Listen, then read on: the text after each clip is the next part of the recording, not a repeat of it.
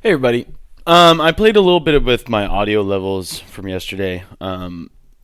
So I guess I should say welcome to the finals of NSL Open. But if you guys could, when the actual game has started and we're hearing a lot of game audio, if the EQ is balanced between my voice and the game, and you can hear both well, and it's not blowing your ears out, please let me know. I did play around a little bit with the volumes. But here we are. We're just waiting for a few more players to join the server.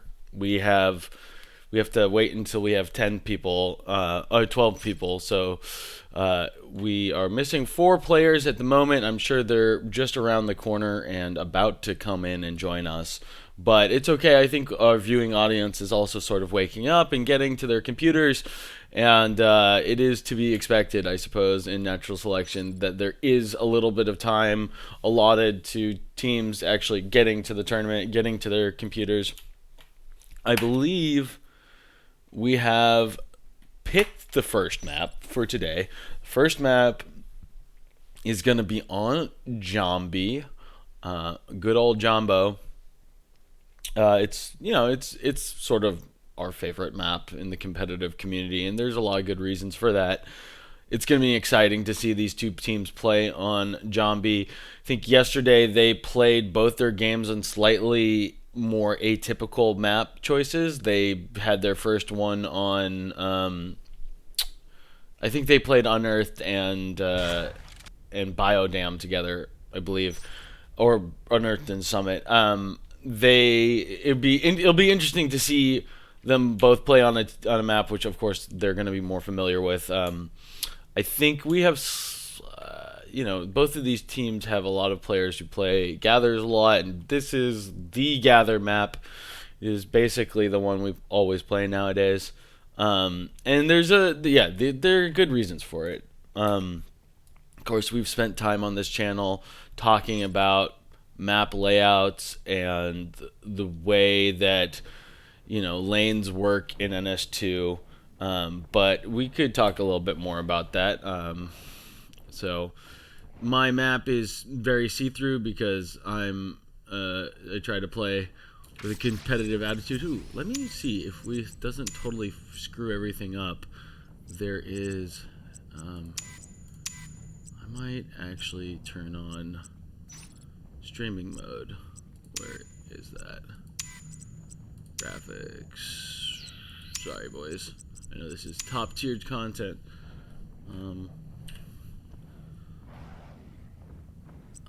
Where is it?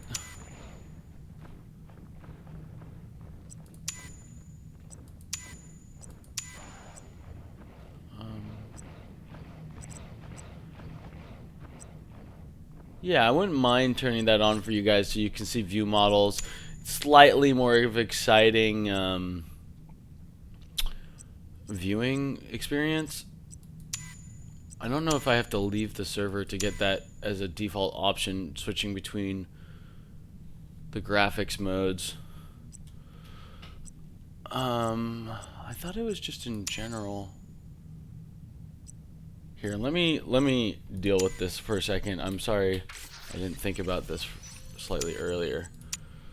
The game is we're still getting people joining the server, so no harm, no foul, at least at the moment. I'm almost there for you guys. We are going to be playing Jambi. There are 3.5 lanes. Jambi is an interesting map, cool things. Hold tight. Let me just see. Streamer mode. I know it's just a freaking button somewhere here. I know it is.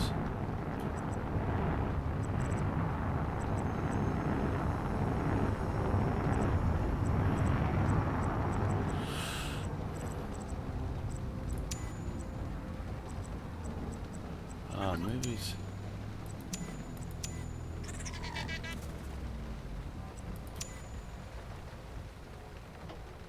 Streamer mode. Here we go. Let's go. Sorry about that, boys and girls. I'm going to rejoin the server now. And it looks like we have 1 or 2 more players still joining up, so nothing missed.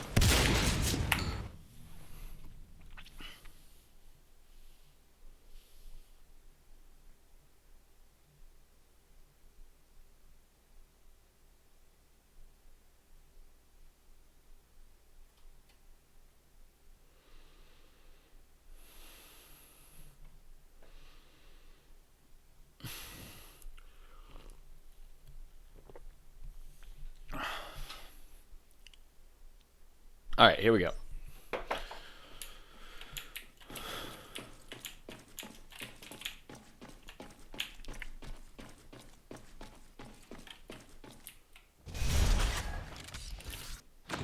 Ooh, I'm so unused to seeing view models.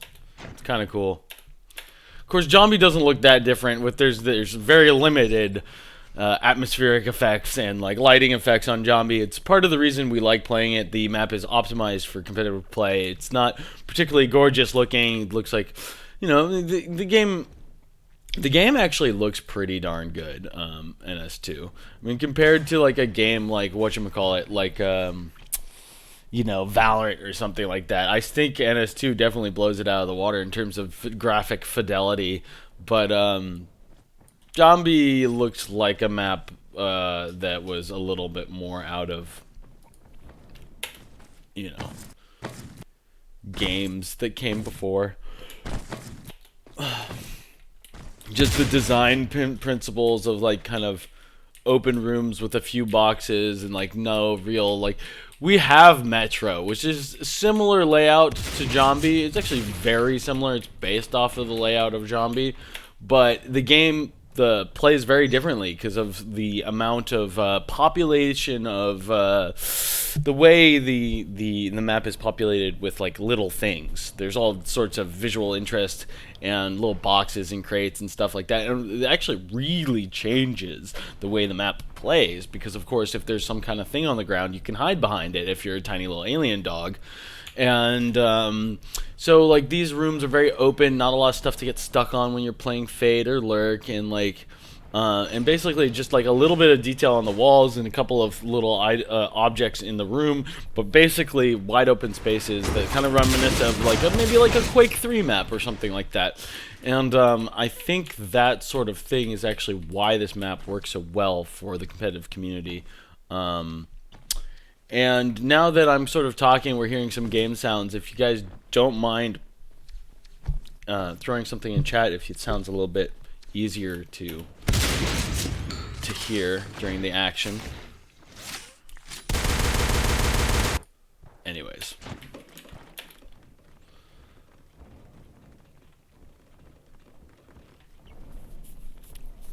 So back to what we're talking about. Most maps have 3 lanes. Most competitive maps have 3 lanes.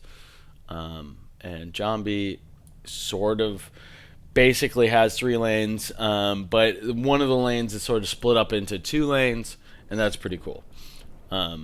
It's also very hard to rotate through the center of the map, which a lot of other NS2 competitive maps, it's pretty easy, like Tram or something like that, Tram or Summit or whatever.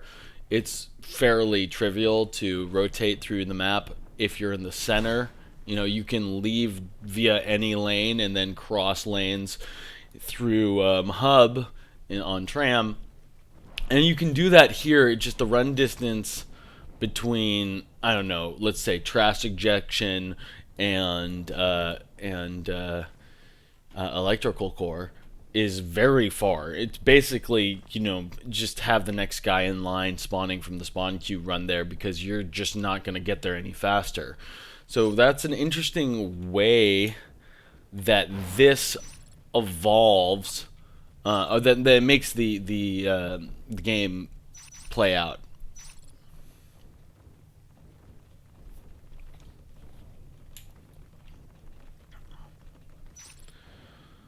And I'm interested to see how the teams field players, because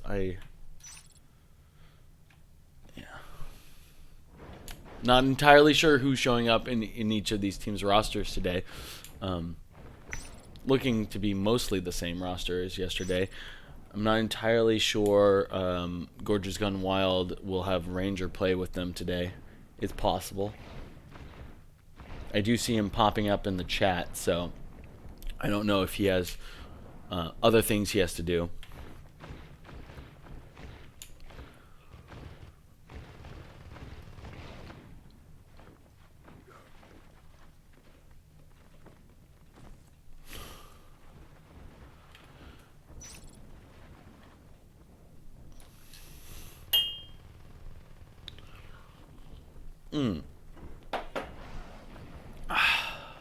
Hope you guys are having an excellent weekend.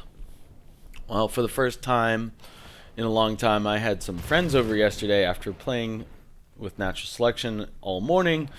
Had some friends over in the evening, and it was pretty cool, man. Screw COVID. Last year sucked, except for the small period of time when everybody was playing NS2 because they're at home all the time. That was cool. Had all those European players, which, play ever so often, but don't get to play all that much. It was really nice to have midday Euro gathers, which are really interesting. Just the style of play between regions is actually significantly different. Right now we have mostly NA players, mostly East Coast NA players, and that's the majority of our continuing population just happens to be from there. And I think it's easier that there's a peak time to play NS2, and so players who live within that time zone, it makes sense that they would get more people from there. It's coming slightly regional. I mean, every game has, especially if you have servers for multiple games, like a StarCraft, very regional. Dota is kind of regional. I mean, all these games are, and I think it's interesting that NA is sort of the most popular region for this game, because there were definitely times when we had more Euro players. I wouldn't mind seeing more Euro players. I think they see the game slightly differently. And there are some excellent Euro players right now who I think even though they're playing in NA time zones and they're playing with NA players, they're just they have their own style of playing.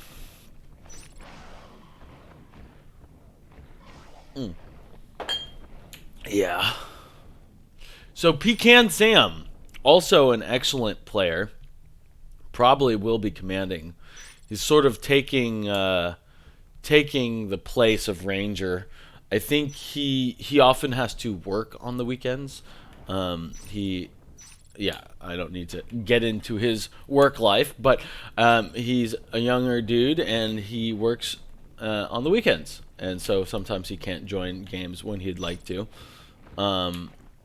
So it will be Pecan San instead of Ranger, and we'll see how the difference plays out in the games. But yeah, these teams should both be still very competitive, but of course having Ranger, who's so impactful on your team, is definitely a huge advantage. And Pecan is gonna do just the same thing as much as he can, but I think Pecan is really excellent commander. He's, from a mechanical standpoint, is like super on point. I saw him, I think it was 2 opens ago, where he had one game where he had like an 80% meg pack accuracy, which in the current version of NS2 is actually very impressive. 80% med pack accuracy is like, it's the vanilla game has more of a, so when you put your cursor as a commander over a marine player with a med pack, there is a little bit of snapping which brings the med pack directly to their feet. In competitive, the amount of snapping is dialed back. It's not quite as much, so it's harder to land meds in competitive than it is in vanilla. The difference is, in competitive, the med packs, the way they're broken down, they have an immediate healing like quality, where they half of the med pack, however much a med pack heals for, is like immediate, and then there's a little bit of a healing tick that comes over time, and then that healing tick, the way it works in vanilla is more of the healing comes over time, even though that time is very brief. It's not immediate. And in competitive, even though the snapping is smaller, the actual amount of healing that is immediate is slightly higher, so you can actually med through lurk bites if you like medding fast enough and you are very, very accurate.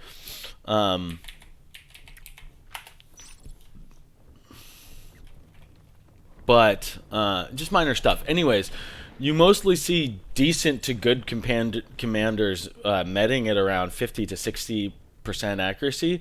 Anyways, to see Pecan with like 90% efficiency and 80% med accuracy.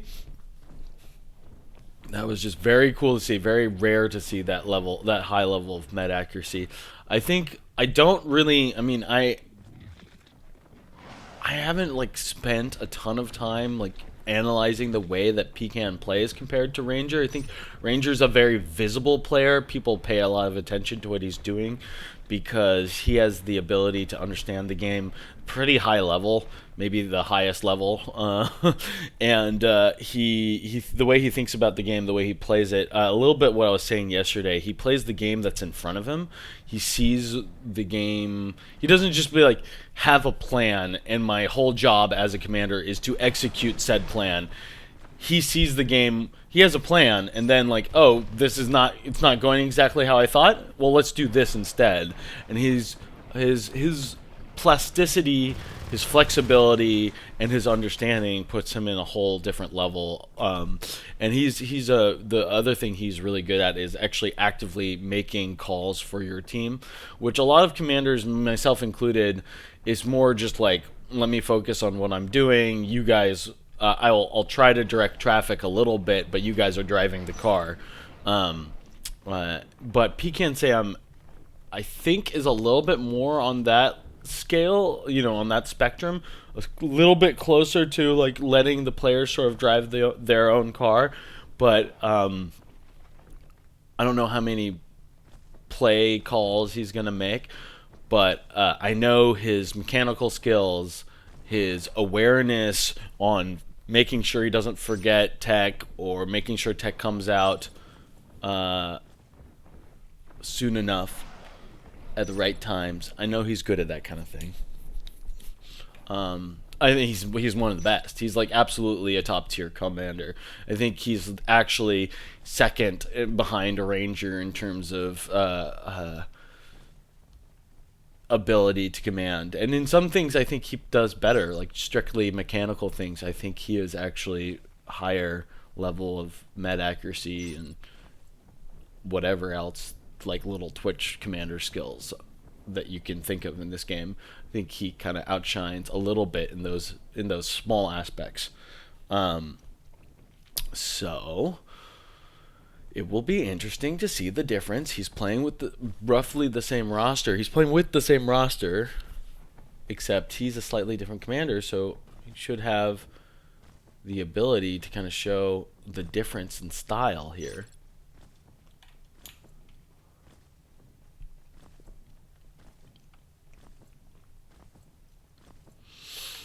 Yeah, and so we have all 12 players in the game. We're just waiting on one of our teams, I think Fades with Shades, to ready up. Nightmare, I think, is grabbing something to drink or going to the bathroom or something. They said they're waiting on Nightmare to come back. But everybody is in the server, so should be starting any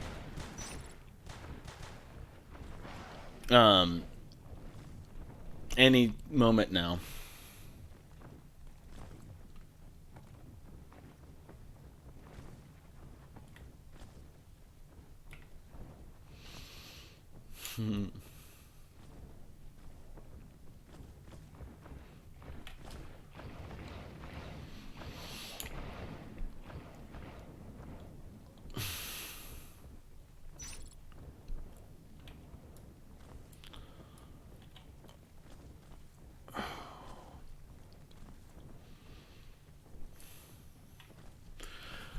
Okay. Nightmare, he's the man to watch. As soon as this skulk moves, the game starts, boys and girls. Ladies and gentlemen, a best of 7 in our NSL Open. Number 10. Yeah, I think we had one team yesterday. Or maybe, I forget. No, it was a gather I was playing. But there is, since... It's interesting. The diversity of opens on this map are there's slightly more ways you can open from the alien side on this map since gorge tunnels became a thing again. And it's cool to see. You could have a gorge run directly to Baywing, drop a tunnel behind the res node in the corner here, have the cysts expand out to the res node, and cap a lot of, or control a lot of the map that way.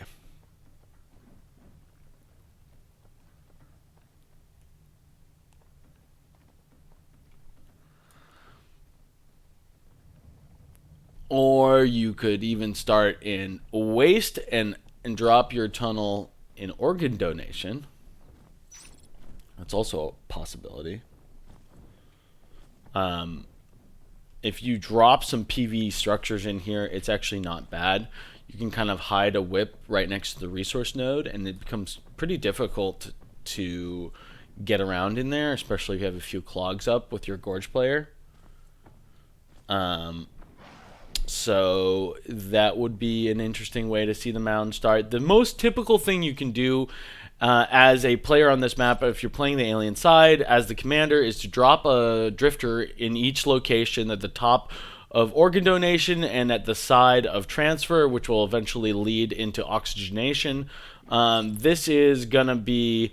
and then expand both sides up to your natural resource node, and then maybe get an upgrade or two. This is the most typical way you play it as the commander, and you would have your Gorge block out oxygenation, and then have a lot of people play around the center of the map, where you're getting some parasites in gravity, and just making sure they don't just walk around through security. And then the big conflict area where you make most of your focus in is oxygenation, and hopefully you keep them out of organ donation. But that is just the most typical thing we see in this map. These two res nodes capped right away, sitting on 3 for a little while until you clear the map of Marines maybe, and then you make a quick expansion out to waste recycling. That's the most obvious thing for the commander to do. That's the safest thing for the commander to do. This is what we'll see most often. But unless there's some kind of pocket strat, I wouldn't say pocket necessarily, but there's a strat that is based around moving the tunnel in a slightly more aggressive location.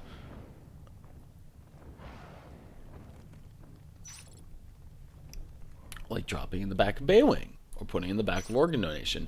Sorry, I'm occasionally just poking over to read chat. I do see that I see your guys' comments. I'm aware of them. I might not respond to all of them, but just reading chat a little bit. So make sure to ask questions if you want. The game is moments away from getting started. Moments, I'm sure.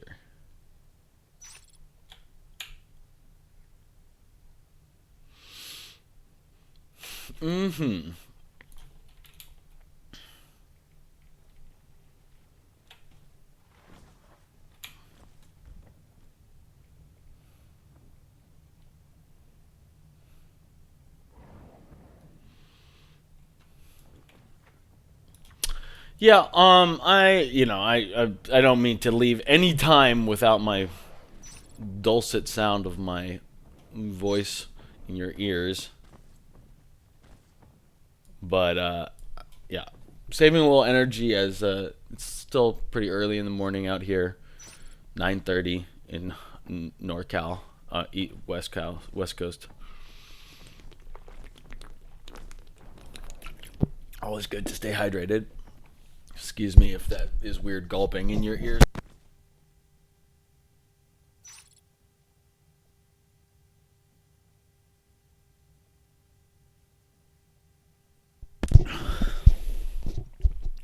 So, unlike the last Open where we had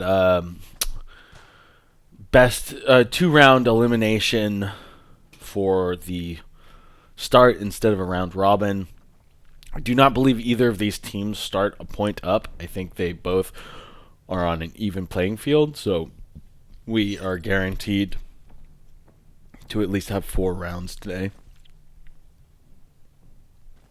So that'll be exciting. Got a lot of NS2 to watch, boys and girls. And we have a fairly even teams. And finally, we have the ready call from both teams. Excellent. That makes us happy. We're about to get into this game in 10 seconds. Our countdown is officially started. 3, 2, and 1. Get ready to play some NS2, everybody. Pipework start, which is very typical, of course. Let's see if they end up power building. They're probably just going to run right out of base. No power build. That's right, no power build. 4 aliens going towards oxygenation. 1 scouting the lane and offload. And the commander is out of the chair. This looks like Nightmare just trying to get Gorge res as quickly as possible. So he's jumping in and out of that chair. The sys chain has been extended out into waste, first thing. So he is actually going for a quick expansion instead of organ donation. So that's interesting. Slightly different. The Skulk's little skulky foot was actually exposed. This Marine player not letting the Gorge heal that Skulk player. But he does get killed by the Gorge spit, which is great. Good gorging. So none of the things I said about a typical open on this match came true. But some good little action in the beginning of the round. Some interesting movement by the commander. This tunnel is so baby new that Dream could get in there and shoot it if he knows. Unfortunately, yeah, not connecting a lot with his rifle at the moment was Dream.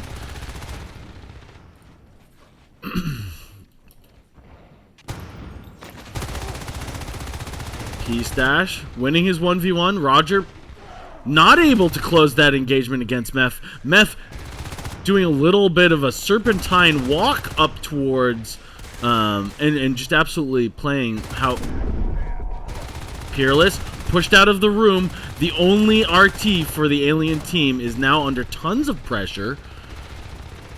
Lifeforms are stacking up at the door. But they have to make a move right away, otherwise this RT will be threatened. It's lucky that in this occasion, that they don't have anything in organ donation, because they can focus their entire attentions on clearing Oxy without too much of a risk. But now they do let Paper Bird into the hive. He's going to go directly onto Shells. This is a dangerous point. They could lose 15 T-Res right in the beginning of this round, but they don't. They're able to hold that engagement as well. Peerless healing the node until it's resisted. Now another Marine almost there. Versailles coming around the corner. Gun drawn. He's not quite quick enough to put pressure. And now he's letting the aliens stack up on that doorway. He might have thought that there were more people there to begin with, but I don't think he's making enough noise for the alien team to know where he is. Roger's going to call out that most of the team is over here. This might be all the indication for Solace needs to push in the room, which he does. He's going to take out one of these cysts, but it puts him on the reload animation. So the time that Skulks actually come to reinforce that room, he has to reload. That's going to put him back on the spawn queue. Meth getting punished for peeking Pecan, but he's got a Gorge right around the corner, and he was able to land that Parasite. So, in that engagement, 1 point to Methyles as he's able to back up and continue to hold this room with the rest of his team. They still have not established a second res node. This is why it's very standard to go for organ donation, because organ donation will allow you to get that second res node up right away. And now they're just waiting. Hopefully this sys chain doesn't get cut again. The Gorge baiting a lot of bullets. 2 of the Skulks make it through the door, but one of them looks like Nightmare killed AD as they were piling through that doorway, and just one of those bites landing on a teammate causing his death. That they were pressured through a small gap in this wall here, but they're in a lot of trouble all of a sudden. These Marines are incredibly aggressive. None of the action so far has been on the Marine side of the round, and a lot is up to Lurks right now. They have to kind of hopefully pull the game back in the direction of the alien team. This has been fairly... We do see 3 Lurks coming out, playing around this Gorge. Excellent Lurk swarm from these aliens. But yeah, as you can see, because of the lack of alien pressure on the map, basically every res node has been capped for this Marine team. 5 actively up and pumping out resources for the alien team, with the 6th one dropped as a blueprint. Nobody around close to build that. But, you know, the fact that the aliens this entire time have been on 2 RTs versus the Marine 5, almost 6, is going to really start to make a difference. And Pecan has called for a pause. Not entirely sure why. But, oh, Roger, do you see it? Oh, there's your reason. Yeah. So this is a tough place to be in. It's an interesting moment to pause at because we see most of the aliens healing in the hive or coming off the spawn queue. And it looks like I missed it, but they must have had somebody come in and snipe that tunnel. Because they're regrowing it, which means the tunnel here in Waste is not going to be up for a while. Marines have resumed. Now waiting on aliens to resume. But yeah, this is really hard. They are in, it's going to be, they're in a serious risk of losing their only res tower, other than base res, and here it's gone. Very unfortunate. Gorge is kind of pinned on the other side of this engagement. One of these lurks going very low. Meth able to stick the fight, though, dodging pretty effectively until the Marine is stuck on his pistol. And now the Peerless Gorge is so low. Dream just can't quite eliminate that Gorge player. He was so close, but Peerless dodging behind one of these little grates in oxygenation. Yeah. Good pack play from these lurks, finally buying the space on the map that the aliens need to establish their res and hopefully to start to put on a ton of pressure, because right now they're pretty far behind. Roger gonna get eliminated in his 1v1 versus Bless Me, caught during his reload animation.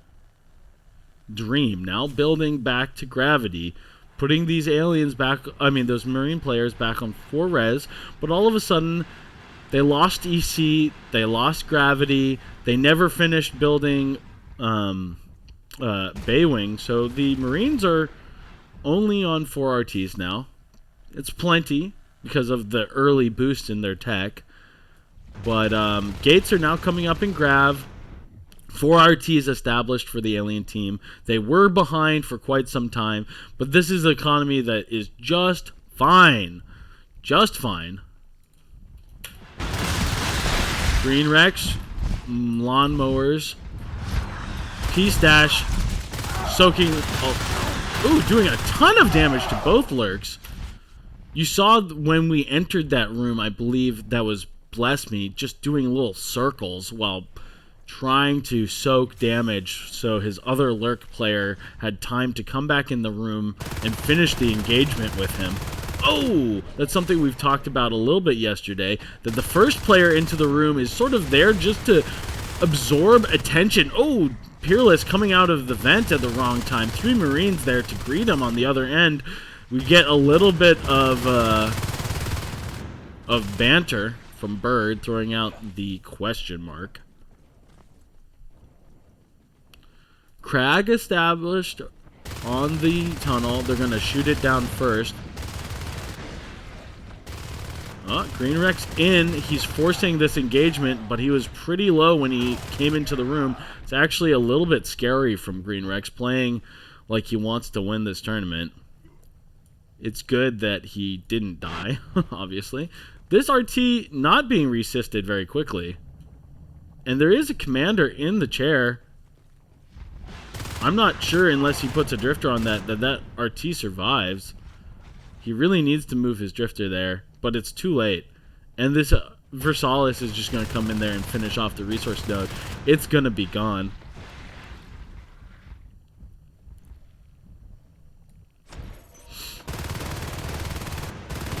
Dream winning against Peerless. Green Rex coming in and chomping down Roger, and now Dream. Green Rex playing his heart out. Bless Me and Green Rex, both incredibly good lurks, although Bless Me pushed out of that room very low.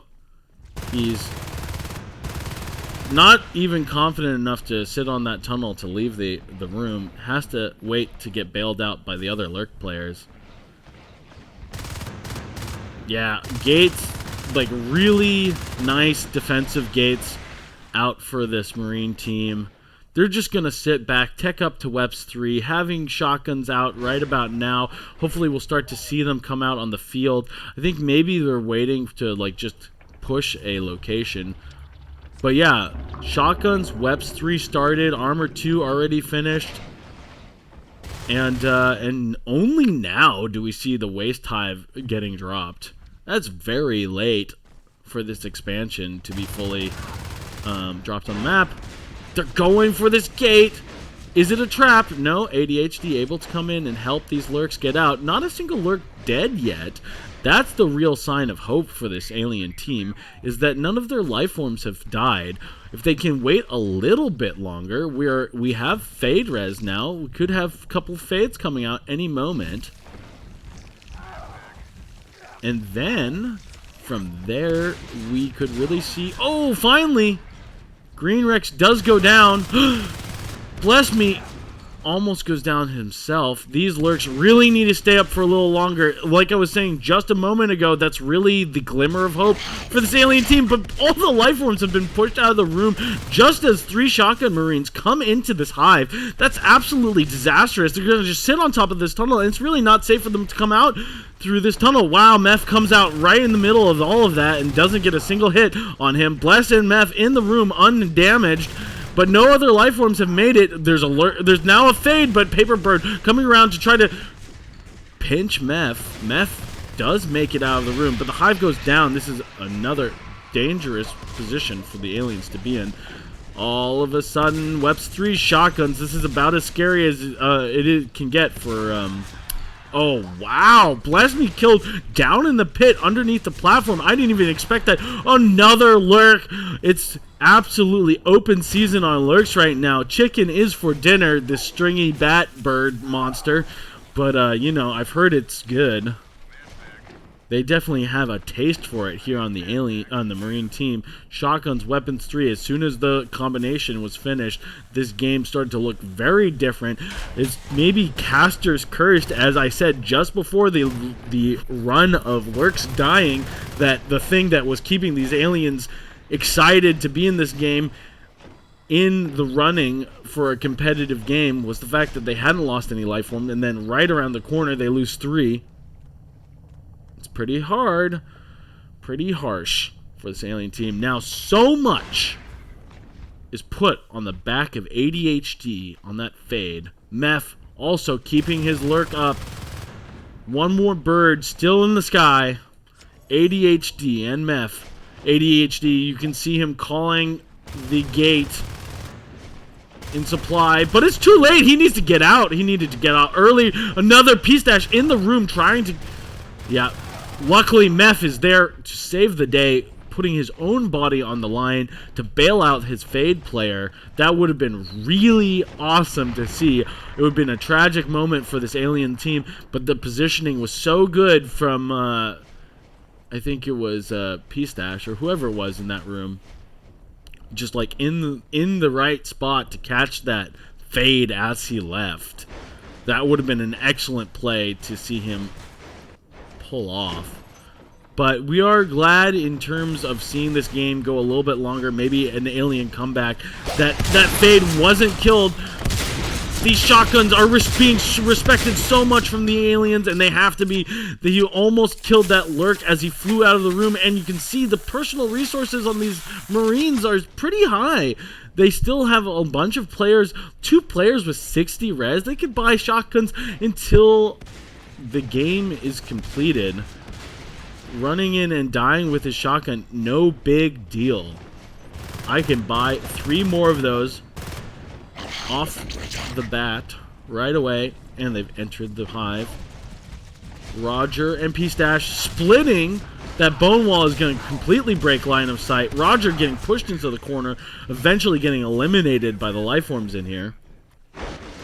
Skulks finally on back res, but this means 2 Skulks not in the hive as this push becomes more serious. slowly developing into a very dangerous push as they take the back of the room. Nightmare was good about getting enough res for his comm, Gorge. We're going to take 80's perspective as this fight continues. It's a little difficult to see the whole breadth of the fight from Fade's perspective, so maybe we'll see it from the Marines' perspective as they push into the back corner, trying to take this engagement from a strategically advantaged point in the back of the room. Wow, 2 kills for the Gorge Commander as all these guns are being biled. It is a pretty good moment for this alien team, playing from far behind. A tunnel now being established in offload. Perhaps they'll go for a base rush, trying to trade out. Interesting to see the way that Nightmare puts all of his upgrades. They're all right next to the hive and this crag, so they will receive healing from both. But they're all grouped together. Couple of grenades, then they were able to take the supply line gate behind this. That's pretty important. But yeah, now the timer is ticking down as these arcs do set up. The Gorge not in the vent, so he's gonna have to put his body at risk to try to defend. This is another reason why this is maybe not the best placement for those upgrades. The arcs just shooting the hive, the splash damage will hit all the PvE in the room. This is going to be pretty bad when 2 shells do go down in just a moment. But maybe the life forms can get in there slightly quick enough. Oh boy. It looks like the Marines not going to be able to hold these arcs for long. Bile bombs hitting the arcs. Skulks chewing them. All of the arcs down. Alien's still not in a great position. Not a lot of res out on the map. They have to think of a way to not only defeat this Marine pressure, but to gain some advantage on the map as well. Now we see Skulks out on the map hitting res. Nightmare gets back in the hive. Oh, here they go. On all of his shells all at once. No bone walling for you, my friend. Nightmare goes down on his Gorge. Now another successive arc push will really be the end of this hive. There's no way to mitigate that damage. And no shells for regen. Yeah, they got caught trying to take the rest of the map. They really need to win all these engagements and kill RTs all over the map in order to win this game. But unfortunately, they're out of the room when all these Marines pushed in. 2 grenades and a few bullets on those upgrades, and they all go down. No PvE left in the hive, only the passive regen from the hive. But 80 really doing work, taking a lot of great fights. Let's take his perspective for a little while as he continues to push the Marines out of the room. One nice swipe before he leaves. Don't want to overcommit on those Marines. Another push from Arcs. This commander not waiting with Pecan Sam, not waiting for Arcs to reach the critical number of 4 before coming back in here and setting up this push. But you know, any damage that can be sustained made permanent. Ooh. Oops. This is a problem. All right, Arcs leapfrogging forward. They're set up just a little out of range. But Marines pushing forward, not patient enough to let these Arcs do their job.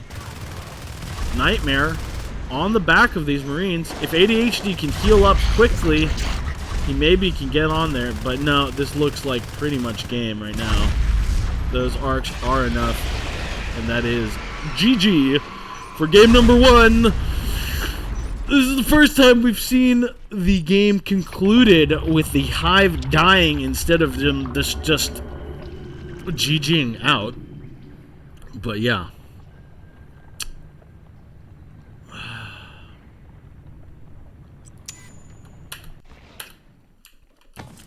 So that'll be round number 1. Yep.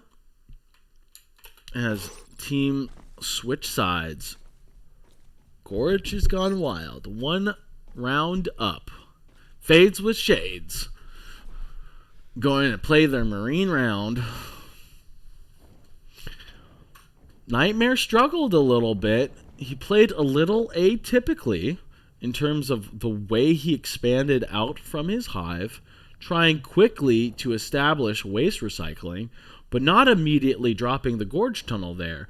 Kind of doing, I just like, if you're not going to go for the easy 2 resources outside your base, a quick cap to have both of those as quickly as possible, you probably want to base your strategy around getting a tunnel securely up right away, which probably means you get the Gorge to gorge in waste recycling or in Baywing and drop that tunnel.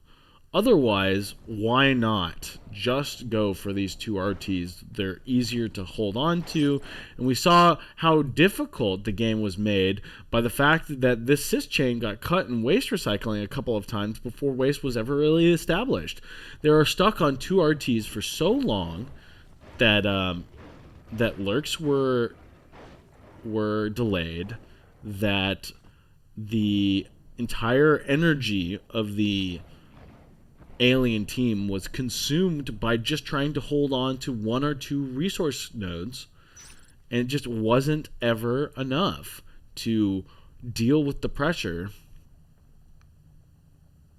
The nice thing about these 2 RTs is these kind of little vents that twist and turn between organ and oxygenation.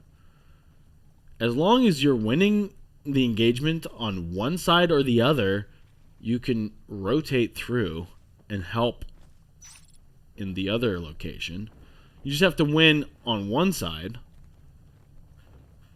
and you can really come to the aid of the other. And then you can kind of slowly, if you're winning your engagements, expand out to waste on your own time scale. There's no pressure to expand that direction or to try to hold that direction until it's advantageous, until you've won a few engagements where you have a numbers advantage, and just you have time to set up. These 2 locations are so close to your base that you can set ambushes, and that's when aliens on paper win. Is when they ambush. If you get that first bite before the Marine has even spotted your location, really, then you've basically won a fight at this level of play.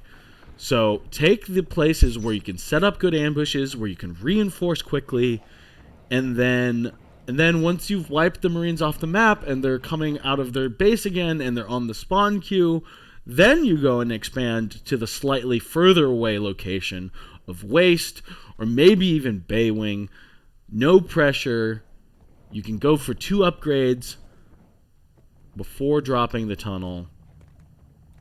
And it seems to be the way that this map ought to be played.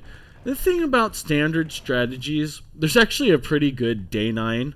It's like a clip from an old Day 9 daily where he's talking about these weird situations that people always ask him about. It's like, what do I do if my opponent rushes this thing that is not typical for this point in the game? And he's just like, you just go in there and you kill him, because there's a reason things are standard and there's and things are atypical. It's because the things that are standard work and are safe, and at the high levels of play, or even at a medium level of play, that if you do stuff that's not standard, there are weaknesses to it. Otherwise, it would be standard. And that's sort of what we saw here. They didn't do the standard expansion out of this hive. Instead, they tried to get waste quickly. But they didn't drop the tunnel fast enough, and it just made a real weakness in their armor. The keystone block being weak makes the whole bridge, the arch of the bridge, unstable. If you're with me on that metaphor, thank you for tuning in. I'm doing this cast for you. If you didn't quite follow it, don't worry. There's a hole in the armor, and if the keystone block is removed, the whole bridge collapse. And by making waste your expansion, the cis chain is literally the keystone here. You can just come into Oxy, kill the cis chain. If that tunnel isn't up, you have no third RT. And that's what happened. We saw that the cis chain being walked back from waste side and then later being disrupted by the only point of fascination for the Marine team being oxygenation. All they have to do is come in here and kill it over and over again, and there's no way you get waste.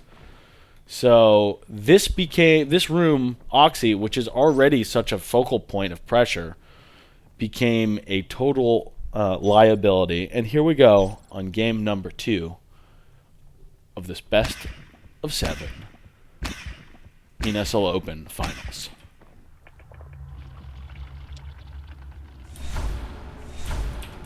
Wait, why is my thing not switching?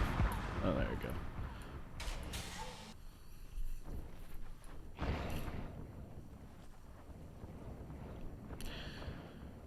All right.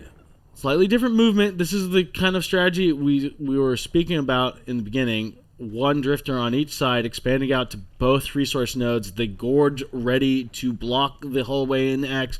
This is as standard as it gets, but Dream letting his Marine through. He was just barely visible on the top of wherever he was hanging on to. Pecan now has to try to control this on his own. Meth, though, going to walk this cis chain back to the hive. Dream is going to get in right as Meth is on his pistol, but Meth, few pistol shots makes Dream want to wait for some backup. That is going to be the right decision, though.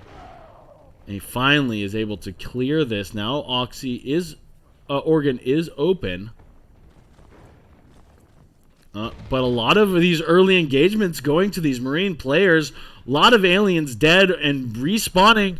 Bless Me is going to be able to take the back of this room with the Gorge healing a Skulk. The Gorge is going to go down here almost for sure. The Gorge does go down. He is killed right afterwards, but the fact that you kill the Gorge so early is actually a problem.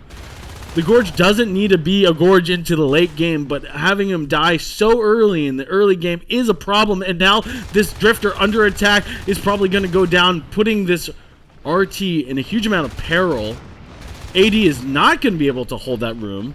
He is going down, but still a Drifter in the hive.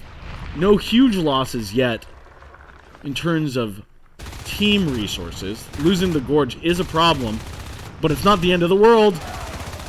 Oh, Green Rex from across the room slicing and dicing these aliens. Looking like an aggressive position from this Marine team. Lots of engagements going for them. But even though the number of engagements that have gone correctly for the Marine team is maybe even more so than the previous round, because their strategy is a little safer, no big losses yet in terms of map control. This is why this is standard. Even with the number of engagements that have gone right for the Marines, they are now on 3 RTs. But because the Marines have been winning their 1v1s and winning their group engagements, killing a lot of life forms and taking that Gorge off the map, they are holding 5 RTs with only now supply lines being the first RT to receive any pressure. Roger taking it down to half, but then does get wiped off the map. Green Rex peeking at this RT, but gets punished for it. I'm going to take Peerless's point of view. We've got 2 Marines entering organ donation. This could be the first RT to go down for the alien team. It is fully desisted now, and the Marines take the back of the room. 2 Marines in here trading off turns, using their rifle. Oh, Lord! Taking out his pistol, his knife just at the wrong time. Yeah, we would have been able to see that lurk coming from behind had we been taking the perspective of the commander as we are doing now. But I'm trying to give you guys more of a first-person experience because I know it is more exciting to watch. But that RT does go down, so the damage was dealt, even though they were wiped off the map. Oh, Dream! Almost flashes his lurk, but is able to get out. Paperbird gonna leave. ADHD wins his 1v1. Slurk could be in trouble. Yeah. He's playing his lurk well. Dream gonna just hang out. Ah! Oof. Oh no. Oh no, Dream, my boy. My buddy boy. Yeah, it's not entirely Dream's fault, although that was a risky place to egg. There is a little weirdness when you egg sometimes. You do get pushed to the nearest place that the map wants you to egg. You can't egg right up against the wall because you could get stuck. So the map will push you sometimes if you egg too close to a wall or on an uneven surface. Sometimes your egg can move a bit. And I think he egged over a little bit on the side here, although I think it was still visible from the door. But he didn't expect to be pushed fully into this little hallway here. But, you know, they did take a fight in waste or security just a second ago, and so they should have known that there were Marines right around the corner. Both of those lurks egging at the same time to get their upgrade. Very risky, and it just didn't work out for Dream. Too bad for him to lose his lurk so quickly.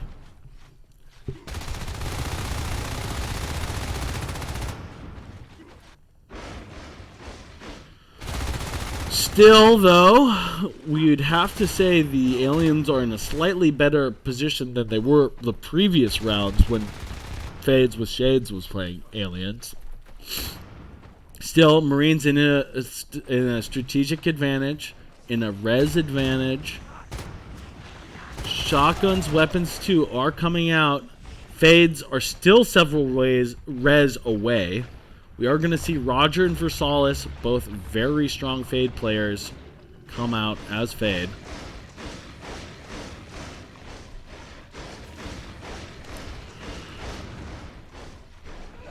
Wait, Weps 2 was just started? I thought it was finishing.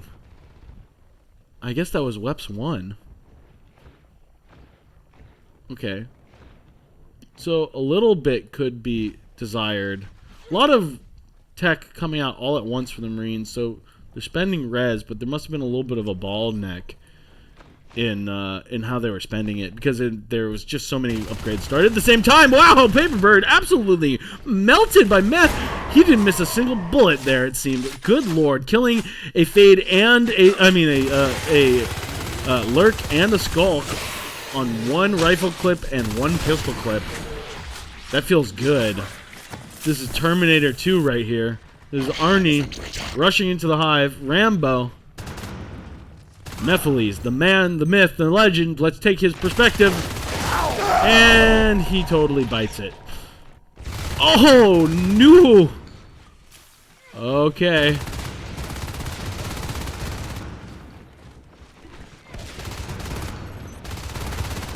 '80s perspective. This skulks lurch forward. Marines not able to defend that push. They were in there right at the right time. It looked like they could take that hive. I was actually sort of expecting them to stay alive in that engagement much longer than they were able to. Ooh, bless me, winning his 1v1s. Oh, nice firing from the pistol of Bless Me. Taking yet another skulk out with him. Wow, Bless Me becoming a one-man army. So scary in the back corner of this hive. And all of a sudden, it looked like that was a decent clear from the aliens. But Bless Me was able to kill how many skulks? I think it was 4 in total. Kills the tunnel, makes it impossible to reinforce, and then the hive does go down. Ouch. Excellent play from Bless Me. Really cool to see that level of play. Marines starting to feel pretty confident. But you know what? Aliens have had 3 RTs this whole time. They had 4 for a while. They're not doing terribly. They're going to switch sides relatively quickly and going for EC now. This is always a backup strategy for the aliens. EC is easier to assist to, slightly quicker to move around to, but it's probably the worst hive in the game to try to defend. For whatever reason, it's like the angles are just really good for Marines. I don't really know how to explain, but just from feeling it out, it's a terrible place to try to take an engagement as a life form. There are just so many long, open areas. This gate and oxygenation, incredibly powerful as long as they don't have any expansion and waste. It's going to give them control over half the map with 2 gates. Oh, I'm sorry, I missed that. AD going in on his own, killing a Fade with the support of a Gorge and a Hive healing the Fade. Basically, by himself, absolutely destroys Versalis's, I know that AD is going to come back into the stream and be like, yo, dude, you didn't see me 1v1 that Fade? Like, what the hell, bro?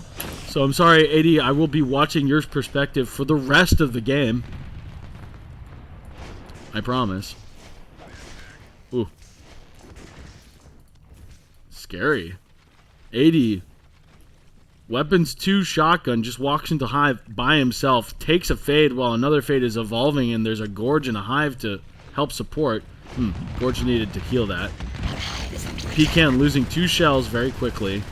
Lot of upgrades in the course of these last 2 games. Ooh, another Fade goes down. Man, these Marine players, as soon as shotguns come out... Interesting. Oh, he's just doing that to organize everybody's aggression. I think it's probably not a bad idea. Everybody picks up shotguns, pours through the gate. And this Hive is not got a lot of time left. What do you even do? The aliens are not here to defend. The commander has to drop electrical core and they have to like sack that Hive and just go for a dummy base rush or something? Like, what are they even doing? This Hive is dead. And this will be another team eliminated via death of their Hive. 1-1. Both Marine sides looking very dominant. The actual individual play more of a factor versus the faulty strategy of the previous round. But yeah, you can look at Green Rex and ADHD. Good lord, their player damage, their structure damage, very strong. Bless me, all the way up there as well. Look at this team. Not a single player playing poorly at all. Even Peerless at the bottom of the kill count has 28% accuracy and a high amount of build time. You get the feeling like if he built less, he would have more kills because he was playing well too. But everybody, 3 players shooting above 30%. Oh boy, that's scary. I'm really bummed out I missed ADHD killing that Fade on his own.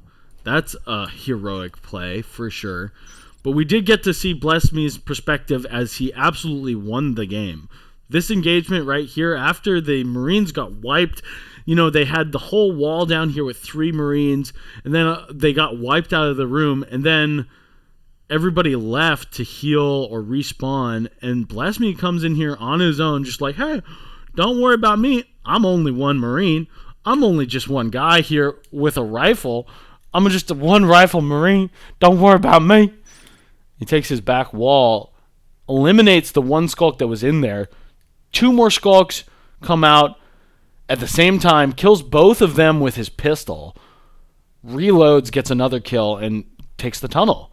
That right there, those 4 skulk deaths and killing the tunnel. During that time, another Marine comes in. They take the whole room. Absolutely brilliant play from Bless Me. He's such a consistent player. Like, he's never quite at the top of the kill board, the You know, the number of he's never quite the highest damaging, highest killing player, but he is so consistent. You can always rely on him on playing at this high level, and he absolutely was able to do it here. Just clutching when he absolutely needed to. You know, he had a good angle. He was in the right place at the right time. Like, everything did go well for him, but he really destroyed. I'm sorry I didn't look at the med accuracy for Pecan the previous round after talking him up. But yeah, very, very dominant. Very dominant. No arcs needed for that push.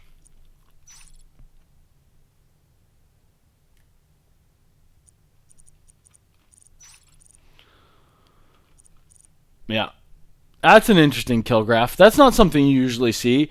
Usually right about here in the mid to late game, the aliens stop dying because they get life forms out, and the Marines start dying at higher numbers because their lives are more expendable.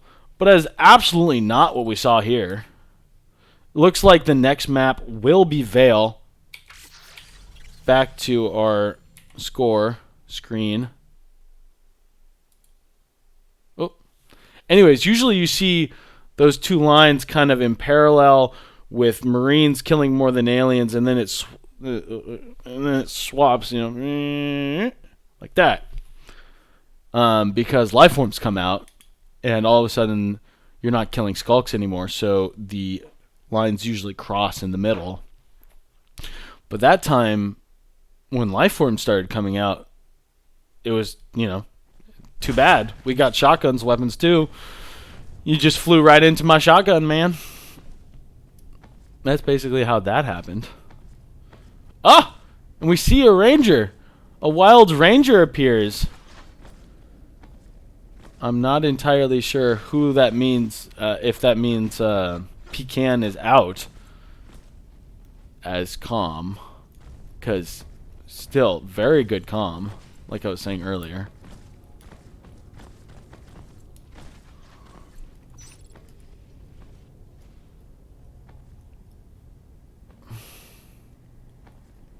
Yeah, I don't think... Yeah, you can't really fault any individual player that last round. Everybody playing well, for sure.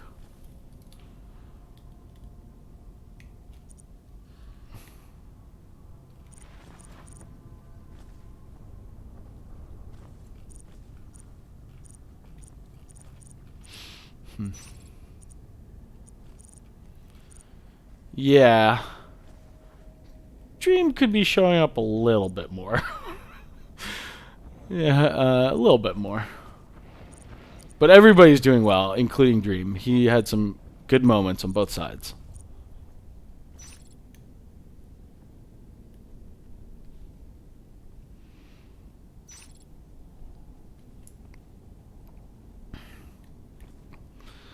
And it, you know, it was because of who Dream is, his magnanimous personality, that he's the captain of this team. He brought these folks together. So MVP Dream, no matter what, basically.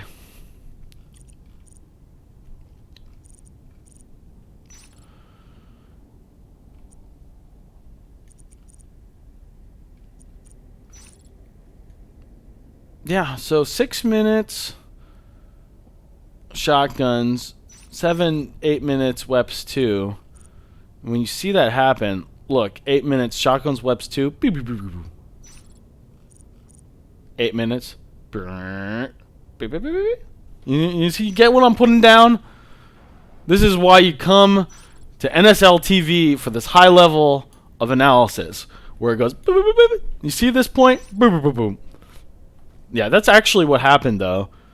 Those shotguns weps 2 came out, and no more victories for the aliens, that's for sure. Some big losses, in fact. This is a pretty quick game. That game ended at 11 minutes versus the previous one ending at 18 minutes and relying on arcs. Weapons 3 out as well. It probably means the performance of these Marines was a little bit better than the previous round. I wonder if Nightmare had done slightly more. If that tunnel, either that tunnel went up in waste much quicker, or he expanded to organ donation, and his strategy was a little bit more sound, would that given him? Excuse me. Would have that given his team the ability, enabled his team to, actually win engagements early game? Hard to say. We'll never know. This is just the land of the imagined. Wait, there's some other word I was trying to. The land of the possible. The realm of the possible. How about that?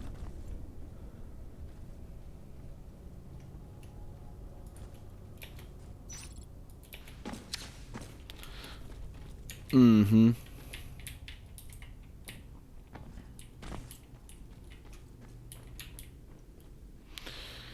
So Pecan is going to play the field, and Ranger's going to play the chair. I don't know who they dropped. Looking at it quickly. But this is going to be pretty sick. Standard stuff from our alien team. Except no Gorge as of yet. Oh, Gorge, actually, never mind. Peerless gorging right in front of where he wants to be. That cis chain going to be built by drifters. Tunnel already dropped. No second drifter dropped yet. So maybe they wait for the Gorge to build the cis chain out towards Nano. And they build the other chain with the drifter. Drifter not moving quite yet. Now finally getting into action. Looks like that will be the case. Otherwise, the cis chain into cargo is very delayed. But it's not the end of the world. You can build that later. Just trying to see what little things happen. Meanwhile, we do see that I didn't catch it on screen. Oop. Switch it back. Switch it back, boys. That was the first time I forgot to switch the overlay, and it's only 1 minute. The beginning of the game, not so important to see every little thing. Sorry for that, though. I'm getting better at it. 6 on the field for these Marines.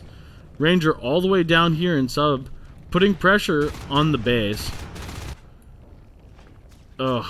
Yeah, unfortunately, that cis chain wasn't fully built into cargo. And is now going to get cut, so the whole thing is going to die.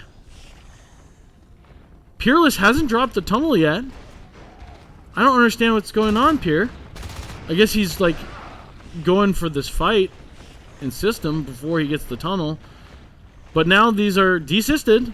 Can't drop that second RT in double until that cis chain has been rebuilt, or the assists have expanded from the epicenter of the tunnel. I don't know why Peerless isn't the one to do it. He probably needs the drifter to move a little bit. Yeah, I think it does kind of screw with the placement.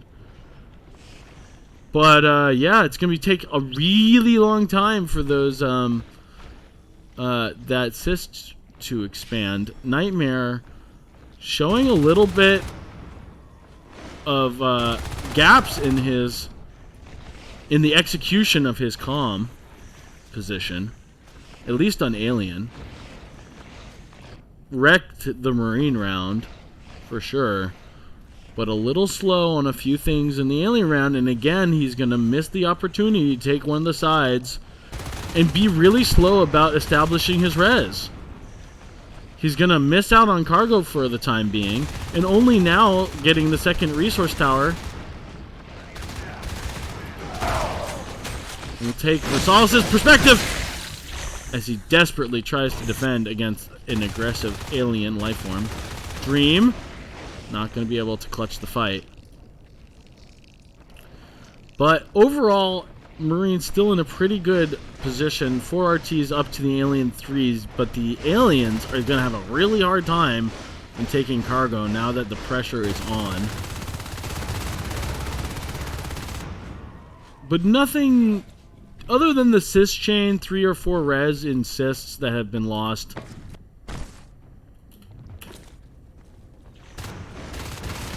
Not the biggest problem.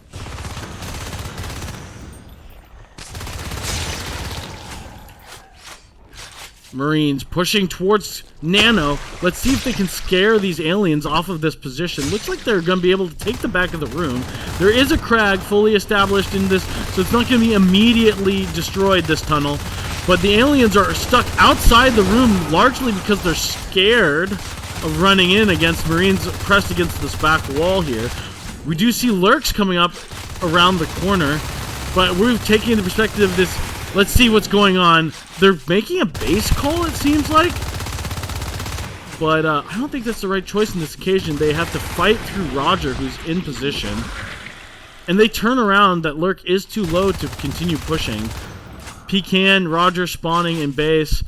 No base call for this alien team. We're taking the perspective of this Marine still. We're watching the map, though. But, yeah. Nightmare, it looks like, is not going to be able to hold on. I'm putting a little bit of this on Nightmare's shoulders, when maybe that's not entirely appropriate. A lot has to do with the individual play of these skulks. But, yeah. Just the fact that he wasn't able to get double established until pretty late. Miscommunication between him and his Gorge player, not getting his Gorge to drop the tunnel fast enough, not building the cis chain towards cargo with a second drifter. That meant it never was established. And because they didn't get that tunnel up fast enough, they lost an engagement in double and actually lost the whole room. Even though the tunnel was fully up with a crag on it by the time that the aliens did get pushed out finally, the fact that they were able to get, the Marines were able to get back into that position, largely because they weren't securely owning the room beforehand and able to take fights in West and East Junction. You know, they couldn't be there because they were holding Nano. Because they didn't hold it effectively in the beginning of the game.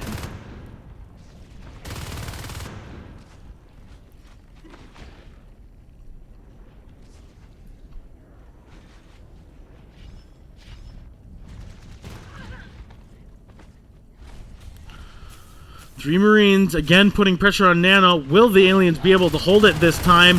ADHD able to take one Marine out before this group of Marines even turns around. Wow, Green Rex able to sprint these Marines up pretty effectively.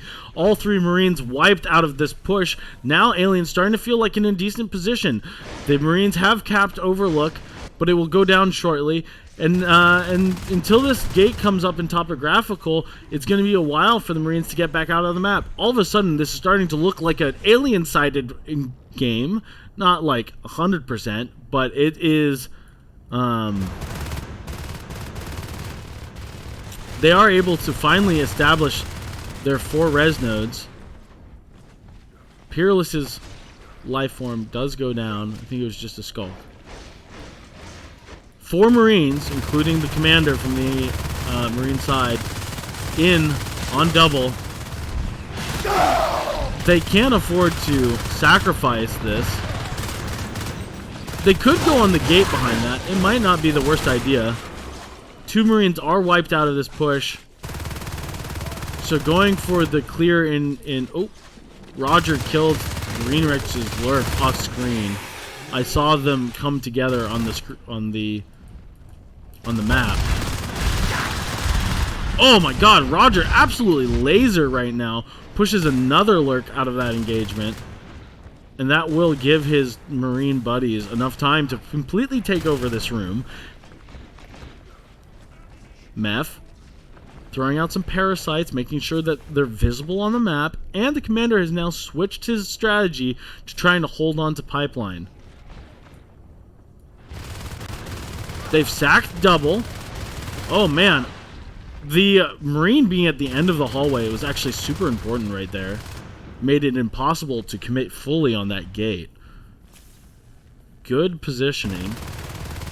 Dream now cutting the sys chain, incredibly important. This is good movement, good thinking from Dream.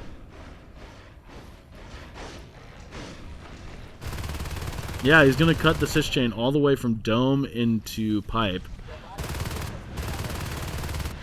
This means this drifter has to be pulled off the hive and used to syst back into that room.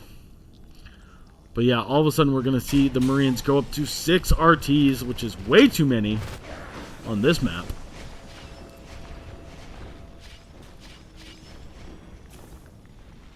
Cargo is finished. Glimmer of hope for the aliens. They were able to hold on to that RT and pipeline for at least a little bit. 2 fades are out. That biomass 1 is being built on the hive. They will be able to go for meta really soon. Now aliens trying to cap Overlook. It's probably going to work out, but the Marines are on the other side of the map trying to establish gate and dome. And Weapons 3 is complete. Very early. Not wildly early, but very early still. Actually, fairly wildly early. 10 minutes is pretty quick for Weapons 3. Ranger able to solo that lurk, not able quite to kill him, but pushes him out of the room effectively. Does eventually go down, but puts a ton of pressure on, pulling a lot of life forms from wherever they were else on the map into this engagement. Roger killing that whatchamacallit, that drifter, and pushing 2 life forms out of that fight. Really showing up in a big way for his team right now. Roger is.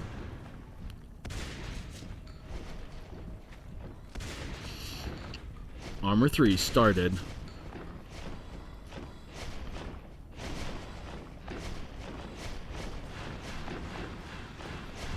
Oh boy. Man, flying into 2 shotguns, even though it's 2 fades, 2 shotguns, if they land their first blast, that could be a dead fade right there, especially these Weapons 3 shotguns on such excellent players. That is a scary moment to watch for the fades as they round the corner into 2 shotguns. Dang! Oh man, Peerless almost gets out. But yeah, again, just turning a corner into a bunch of shotguns. Pretty scary moment for any player. Gate has not been established yet. All the Marines off the gates in this. Yeah, I mean, like, if they almost could have, like, tried to. Oh, meth. I didn't see Pecan's position. I was sort of looking at the map, but just missed that.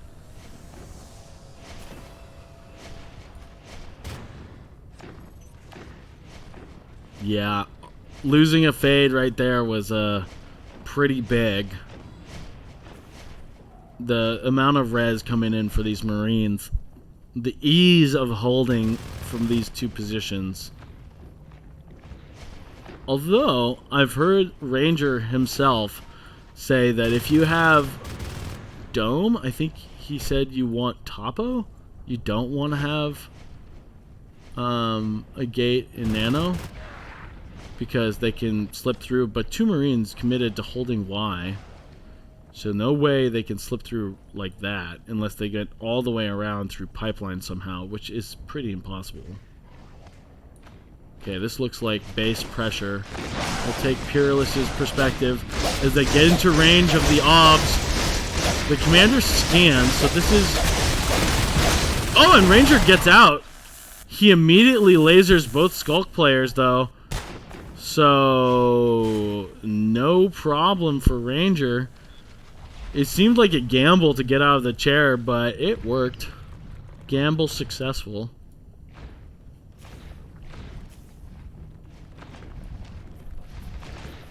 Okay. Let's see what happens next. Marines going for the safe play of getting arcs. This is not a hive you typically see arced. But, you know, there are lurks, and it's a big open room, and you can get spiked from pretty far away. It can be pretty annoying, so maybe they just want to go for an arc. And make sure... Oh, it's not arcs. It's actually... turrets. Yeah. Wow, going for turrets? At the same time, he is going for... I guess he just has enough res income that he can really get whatever he wants as a commander. No reason to be stingy about the way you spend meds. I mean, spend res, rather. Why not tech up to jetpacks while simultaneously building turrets? Why not?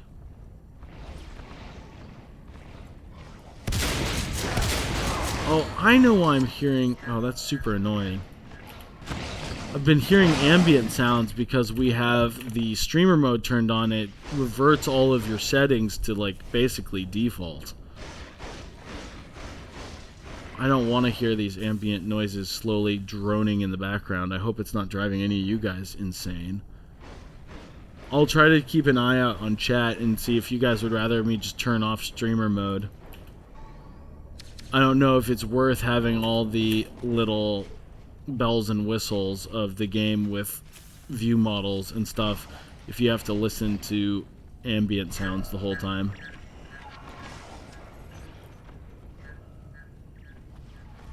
Could probably figure out where that is and turn it off. I'm not sure how that works with streamer mode activated, if it overrides your settings.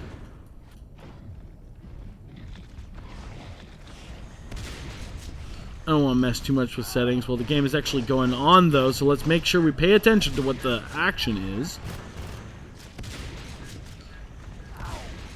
Vale, one of those maps that typically gets into the pretty late game, and lots of late game tech coming out for this Marine team. Big crush coming in on Nano, though. On double. Nano grid. Ooh, ADHD, slicing P-stash. Gorge with Bile Bomb on the gate.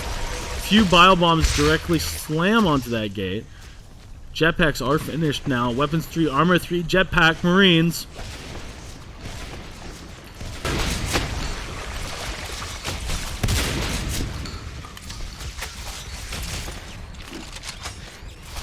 Let's see from the perspective of the Marine player how this engagement is going.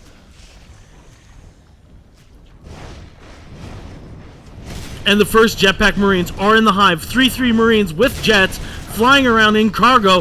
That's about the best combination of words you can have for a Marine player. This is so much fun to fly and shoot and fly. And another Fate does go down. ADHD's Fate does get blasted out of the sky. What do you do against Marines with shotguns and jetpacks in cargo? What can you do, really? There's so much space to maneuver around to make sure that you are not killed. And all 5 Marines absolutely obliterating the hive and any life form that dares to get close. There's nothing you can really do against 3-3 Marines and shotguns and jets. And I said that more than once. But they take the tunnel. They weld inside the tunnel. They're now in the other hive. You're going to make one hive kill into 2. There's nothing you can do against this perfect force. And this is going to be GG. Yeah, there it is.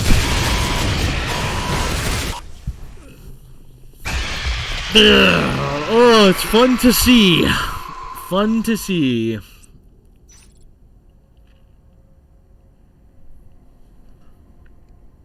Ranger.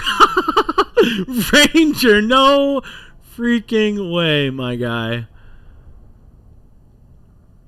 Not the highest player damage. By actually a significant margin. 2 other players have more player damage, but by far the most kills. Interesting. Interesting. Good efficiency. Accuracy is a little low, but totally within the realm of good. Yeah. Wow. Wow.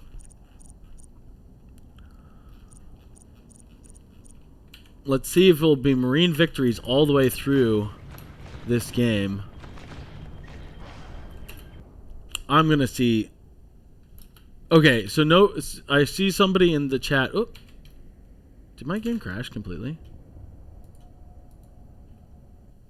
Huh.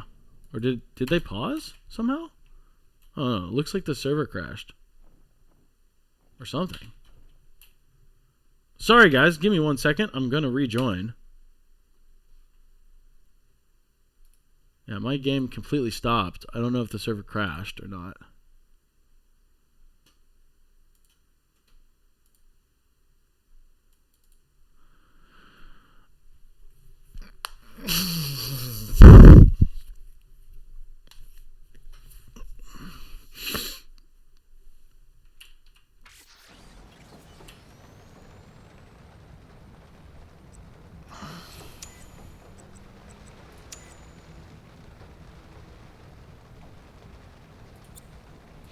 Yeah, it looks like it might have just been me who crashed.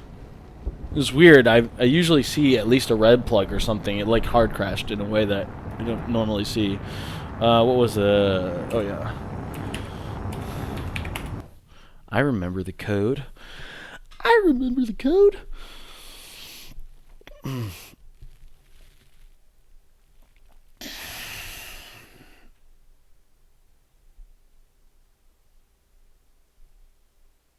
Okay, hopefully they realized the game that I was out of the game as we join back in.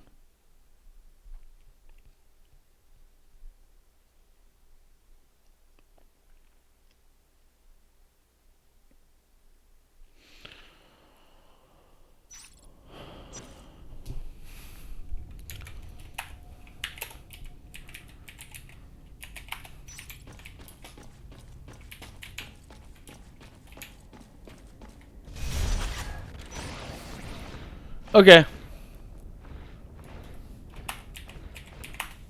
No big deal. We're back in.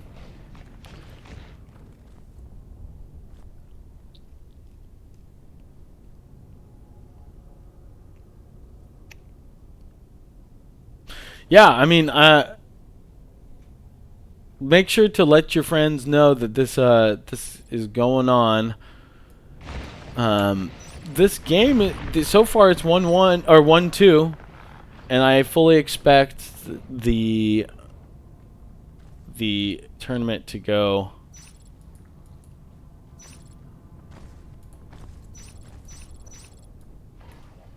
the distance. I wonder if all the victories for these first two maps will be Marine-sided. We'll see. That was just such a commanding performance from Gorges Gone Wild.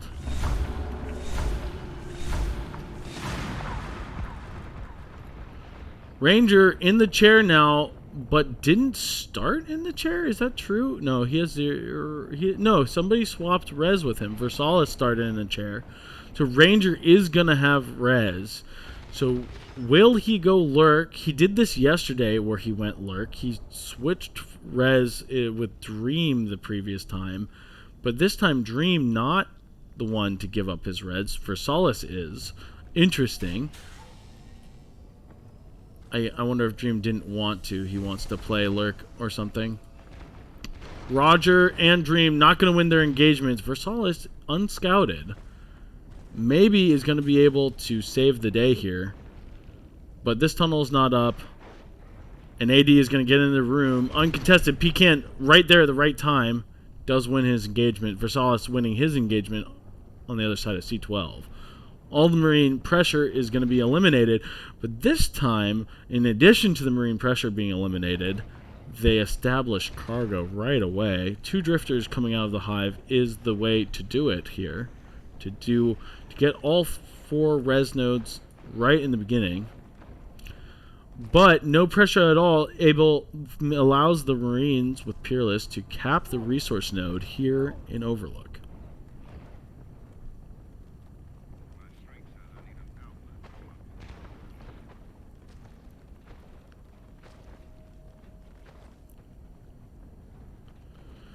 Nightmare pushing forward. Pecan clutching in one Marine before getting killed. Probably a victory, just because of how much slower it is for the Marines to get to East Junction than a life form going through the tunnel. Roger wins his engagement in Skylights. This is going to pull some Marines back, and now also Overlook being threatened. It is definitely going to go down as well. Overlook and Sky, the entire Marine res lane, in serious jeopardy of going down. Roger might be able to clutch Skylights if he's able just to ring around the Rosie in the right way. Green Rex, though, isn't going to buy it. P-Stash, can he survive with his Gorge right here? Not going to go through that tunnel. Probably the right decision. Standing on the tunnel does take a while for you to go down. P-Stash landing a few spits. Going to have to be respected.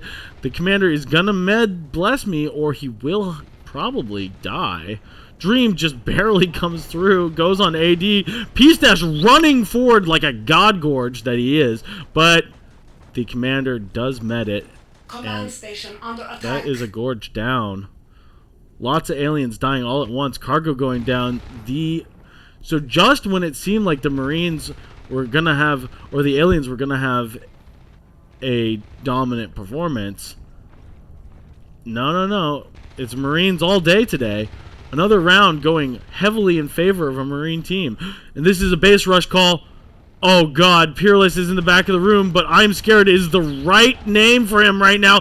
Almost killing Ranger, does kill Ranger. Oh my God, Peerless showing up when it counts. I know that it's really scary to jump out of the chair right now, but I think he needed to jump out while Peerless was still alive. And that's, after a valiant effort from Peerless, that's game. Too bad. I don't know why he stayed in the chair so long if he wasn't planning on dropping. I mean, either stay in the chair even longer and, like, med through that. I guess Peerless did receive a med right there. Very cool to see him pick the lurk, but yeah, it was the only thing they could do is base rush. They losing 3 RTs like that, it was the correct choice. It is a little bit of a bummer. I thought it would have been cool to see. I don't know why. I just thought it would be cool to see Marine victories all throughout the first 2 games. Sort of seemed like that was going to be the case. But, I don't know. It's so hard to know what to do in a situation like that. You have one person in your base kind of ready for the base rush because you know you're a little out of position in Peerless. Maybe it's better to have both Marines out of the chair in the back of the room. I don't know. What is it better to have 2 Marines in the right position or commander medding and 1 Marine? Med pack accuracy very low.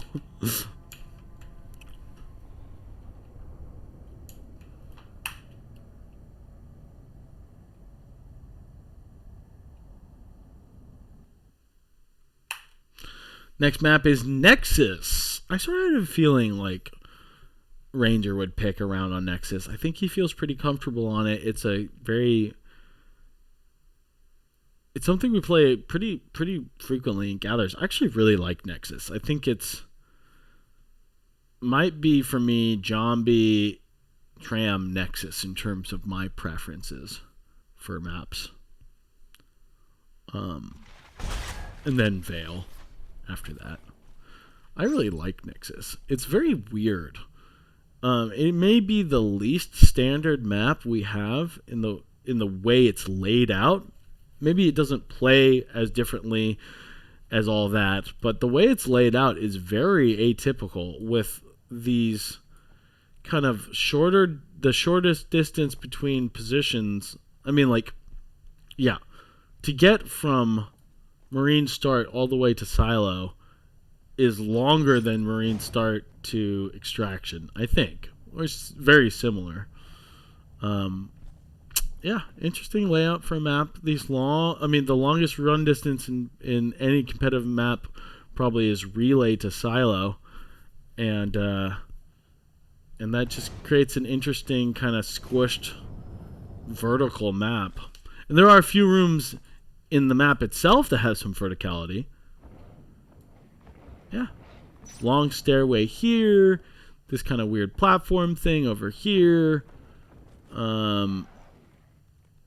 Yeah, and these weird gaps where you can get way underneath the Marines. Pretty interesting map. A lot of death pits. I sort of almost wish that. Yeah, it's just an interesting map. Interesting map. I don't love a bunch of kill volumes at the bottom of pits, but it's fine.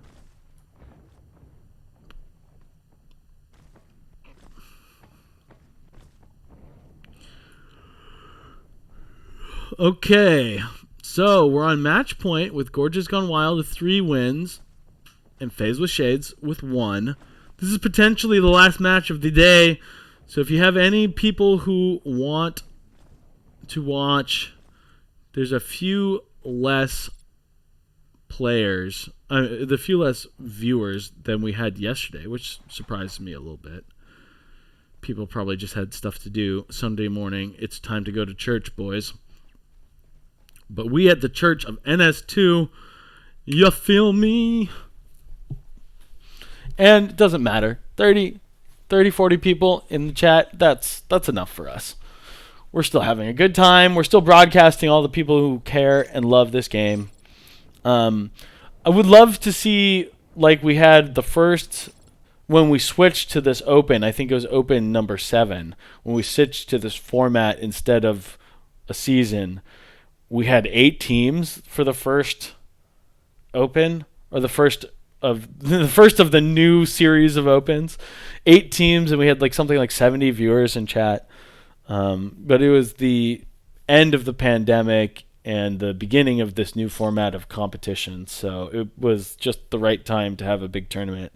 Hopefully we can drum up some more enthusiasm. I'm totally satisfied by the level of play and by the amount of viewership we have, but it's always more fun when we got more people involved.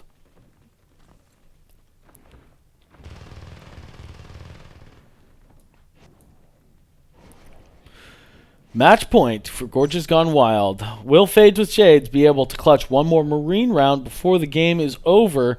Do they feel comfortable enough on Nexus? Nightmare showing a few gaps in the execution of his alien strategies, whether it's game knowledge or execution. Hard to say, but that's fine. I mean, like, he's been playing really well on his Marine side, and I think some of it comes down to more of an opinion over objective fact. It's just like there are these situations where you basically have to think standard is standard for a reason.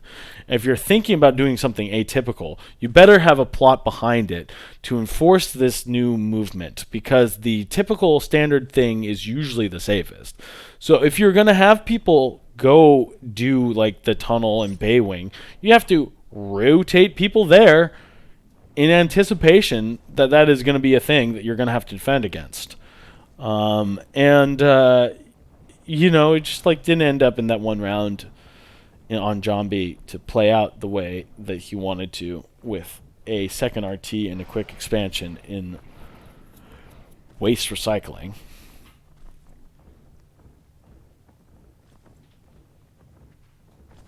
Yeah, because this is a best of 3, or the previous rounds were round robin. No team comes in with a higher position for the finals. Unlike if there's a winners and losers bracket like previous opens, the bracket, the winner, the person who went all the way through winners, if they did go all the way through winners,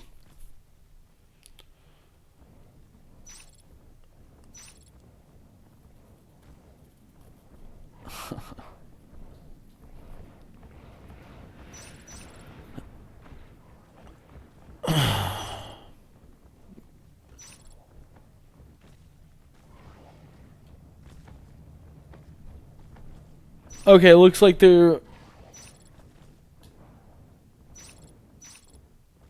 Looks like there's an issue with happiness. One of the players is having a connectivity issue.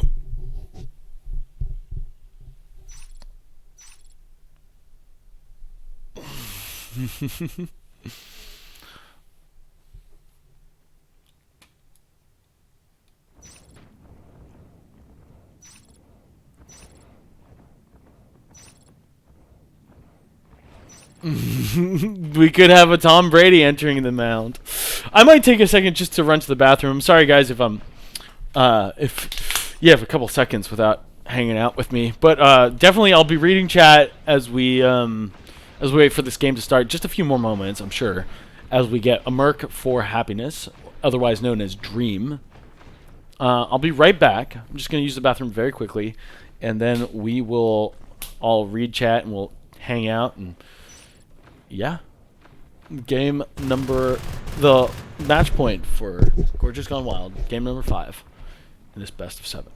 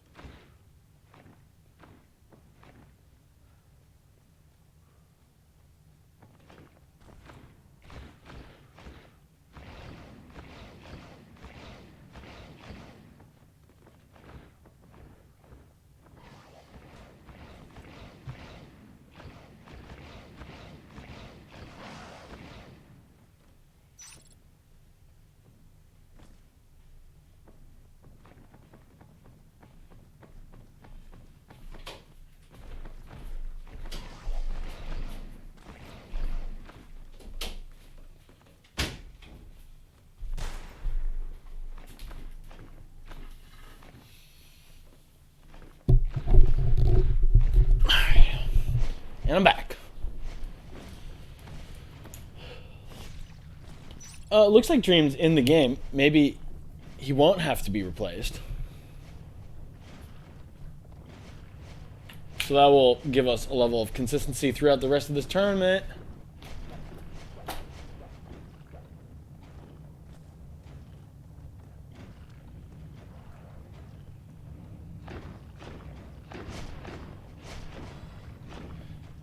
Just catching up on chat, reading what you guys' prediction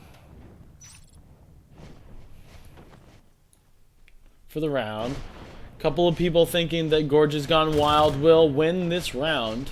This is Ranger's pick, who's playing for Commander on Gorges Gone Wild. We saw Ranger, absolutely destroying on the field and in the chair.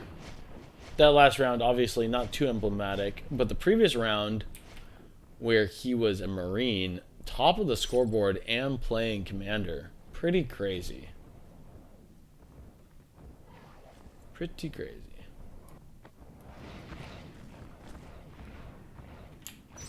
Just a few more minutes.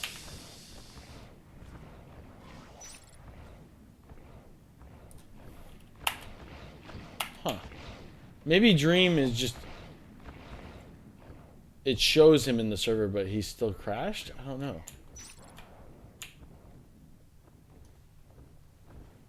But Yams for Dream, that is... Yams is a very, very, very accurate Marine player.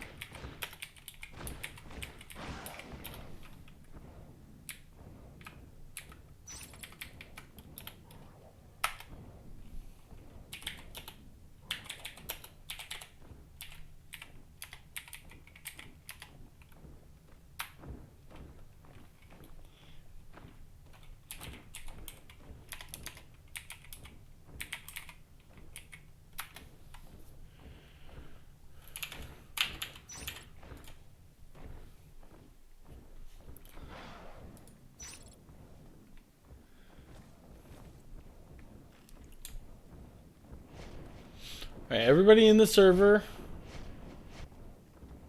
with one player connecting. I wonder who that could be.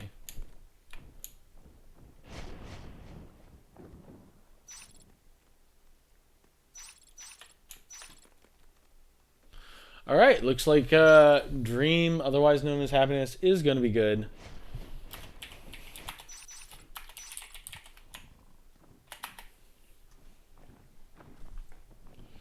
And we are going to game number 5. Just a moment. I'm sure they're about to ready. Just one more moment.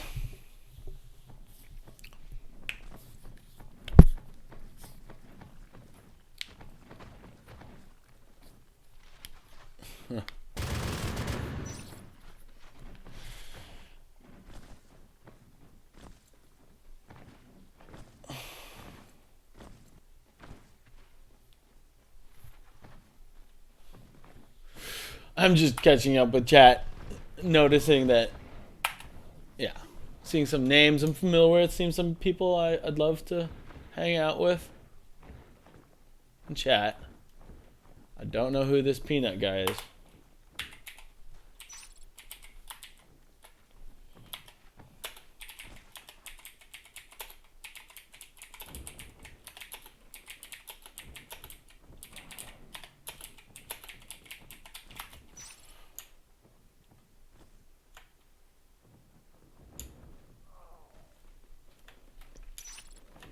All right, here we go. The actual countdown has started.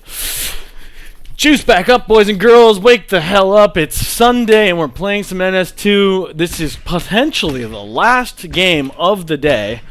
Potentially. And it's on Nexus. Nexus is a map I really do enjoy. There are some really interesting rooms in Nexus that just are unlike any other room in the game. Transit, especially, is one of the hardest rooms for Marines to fight in. It's why you usually see a split where 3 people go towards Transit. Although the aliens don't get there quite in time to really set up, there are so many places to hide in this room. So many places up here near the top where you can be as a skulk. 2 of those Marines are parasited, so they are in full vision. Jumping down just in the last moment, Roger does kill AD. Taking the perspective of these Skulk players. But Marines pushing through into storage as well. It's Marines' turn to put on some pressure as they take this RT with a tunnel building, actually. Interesting tunnels between the both of the natural RTs. This gives these RTs a little bit more survivability. It's harder to desystem when the tunnel is up and easier to rotate between these 2 positions. But the tunnel doesn't quite come up yet, and it is stopped building because it has no drifter on it, and there's no cysts underneath it, so it doesn't build on its own. Pecan able to take 1 fight. Ranger coming in next, waiting for the next alien to come around the corner. But waiting for that next alien means that another Marine is able to come in. The whole fight right now around this tunnel and storage. This could actually be the early signs of a Marine-favored round. But what happened last time when the Marines got ahead? What did Ranger do? He set up for a base race. And we already have 2 aliens in position. 1 Marine in the main base. And that is the commander. This time he doesn't go for an all-out base race. I assumed he thought that they would have been ready for it. But he almost had four aliens in position. Instead, doesn't actually get anything from it. This is a bad position for the aliens to be in. Yeah, now the second RT protected by a tunnel will be the base RT. Because potentially you can walk in there and put a lot of pressure on the base res node as well. Ranger and Versailles winning one side of the engagement. Ranger coming around the second side. The whole engagement has been won. The Marines have been pushed off, but nobody's in the chair quite yet. Ranger rushing back to the hive, and this drifter moves just at the last possible moment. It does actually survive, but only just barely. Well, meanwhile, on the other side of the map, 2 Marine RTs are being pressured. The level of aggression from this Marine team has been very successful so far. But the aliens have taken out a few Marine RTs on the other side of this fight. Green Rex sees Pecan trying to maneuver into a safer position, but up on the top of the map, North Basin now also being pressured. Can he hold this? Just barely, 2% left on that, but there are welders out, so he can start to weld. It's going to be a while where he will not be pushing on the map, but he is going to be able to hold on to that RT, which is actually more important than him being out there trying to capture other space. Why not just hold the space you already have? Peerless alone against Ranger. Ranger is able to jump. He was sort of in line of sight of Peerless, but then went up here, jumped around the side of this, and then landed on him. Peerless not happy about that. Technical problems. Yeah, I could see how Peerless felt like that was maybe a lag spike or something, because it seemed like he knew exactly where Ranger was, and then Ranger was just on him. It could have been due to a little bit of lag, but from Peerless's perspective, I didn't see where Ranger disappeared to just for a second, and then all of a sudden Ranger was on top of him. Good movement probably is what happened there, and not anything else.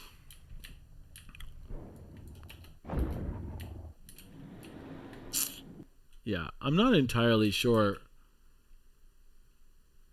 whether it was due to any kind of technical issue or not, but you could see Ranger was like right here.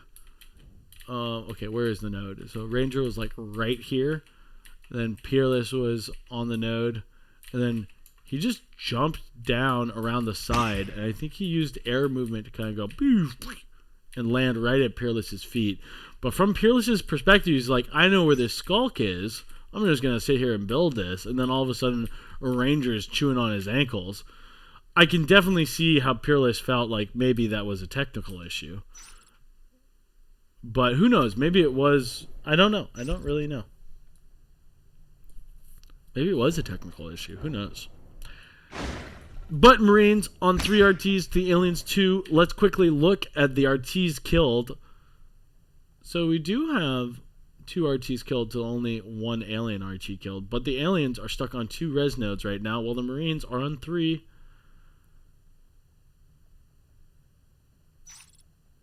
And actually back up to 4.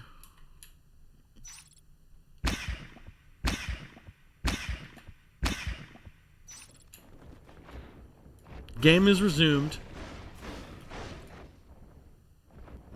Will Ranger be able to take this before Bless Me kills him? Does not look like he will be able to hold on. But he is going to drag out this fight, making sure nothing else is happening on the map as Bless Me cleans up Ranger. Bless Me, again, just showing how consistent he is. Just knows how to move around the map. Oh, 80 damage, quick damage dealt to this Lurk. Lurk misses his bite. Lurk's going to have to be leaving this engagement. Oh, no! Oh, I'm so glad I caught that whole thing. Dream. Oh, don't go in. Don't. Are you mad, Dream? Are you absolutely mad? What the hell? What the hell, dude? Like, I can't believe that you had tried. I can't believe you've done this. But he doesn't get punished for it, so it's all good. Ranger going in against Bless Me. He did trade res with somebody else at the beginning of the map. So he's consistently been doing that. With the players he's playing with, he's like, I can play in the chair and on the field and be just as effective as any one of you guys. Dream gonna be pushed away. And this is gonna be cleaned up. AD, though, does take out 2 skulks beforehand. That's about as good of a performance as you can hope for. And killing 2 skulks when, like, you have 4 people responding to you, it's sort of a net win. Because you've pulled so many people to deal with you, and then, additionally, you clutch 2 kills out of it. That means it's going to give you the rest of your team a lot of time to get back out on the map. Alright. This isn't interesting. Let's take AD's perspective. Well, 2 skulks in. AD with his flashlight on wants to get the extra level of concentration. Oh, bullets baited by 1 skulk. But the switching from one target to the target switching there, really good from AD. Realizes that the skulk is just baiting bullets and gets back to a good position to take that engagement. Really good, again, AD actually carrying right now.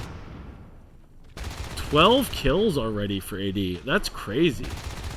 Only 6 minutes in, that means he's killing 2 life forms a minute. Let's take his perspective again. He seems to be on fire, but focused by these aliens. The fire goes out.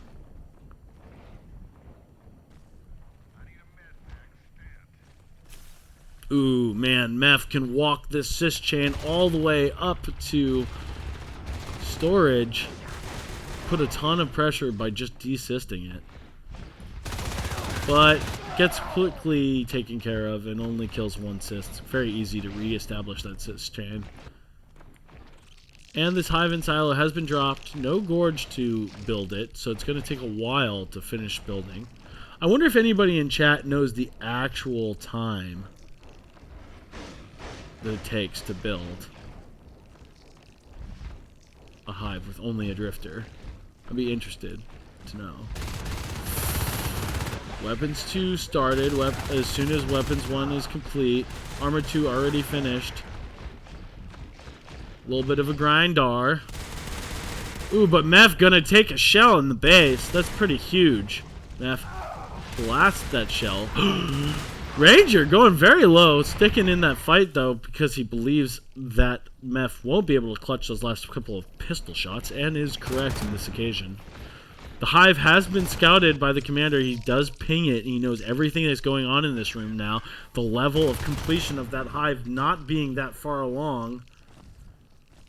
Do they try to establish some forward gate and storage? Wow, Ranger going down to just a fraction of his health, almost completely blackbarred. Meanwhile, on the other side of the map, Dream goes down to ADHD and Meth. ADHD continuing to be a total monster this game. 13 kills, 6 deaths. That's pretty good. Only 8 minutes into this round. Backhaul gate being established. Even though this hive is not nearly done building, they did kill the drifter, so that will delay it additionally. The pressure is going to come from backhaul, and that's probably a pretty safe, intelligent way to go about things. It's pretty easy to get into this room and to put on a ton of pressure. Another hive room that's kind of advantageous to Marine movement. Just because it's kind of open. It has a little bit of a slope on the ground, but it's just kind of this open room. Pretty easy to take some engagements in there as Marines. Although there are some obstacles in the form of these like rocks that are placed everywhere. Pretty easy to transit for Marine players. A lot of pressure coming out, but pressure pretty far away from the gates. 3 Marines off gates for quite a long time. Only now are people going to be trickling through the phase gate. Bless me, though, right around the corner.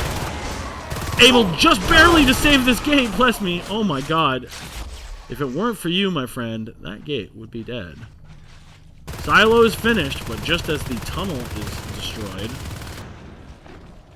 Aliens on 2 RTs, 2 hives, no tunnels. It's going to be quick to syst over to here. But there's no drifters out either. So even with 1 syst being the only thing that needs to be built, this is probably going to die. Marines having a pretty good showing on this map. Probably pushing this game into another... This is a game point, but I doubt that this is the last game of the night. It's starting to look like a pretty dominant position for these Marines. Dream? Maybe AFK? Maybe crashed. Keep an eye out for him if he spawns back in. Oh, Ranger does go down. Dream is not AFK. He was just AFK for a moment. 3 shells completed. 2 fades out on the map. These fades are excellent fade players. If they play together, they're going to be fearsome. The amount of pressure that the Marines are able to do on both sides of the map is pretty impressive right now. Weapons 3 started. Weapons 2, Armor 2 finished. Grenades on the way as well as 3 shotgun Marines enter the hive. We're taking AD's perspective because of the outstanding play he's been performing so far. Oh. Alright. Fade scared to fully join this fight. 2 fades are in. But good positioning from these Marines. They back up after taking the victory of taking out that tunnel.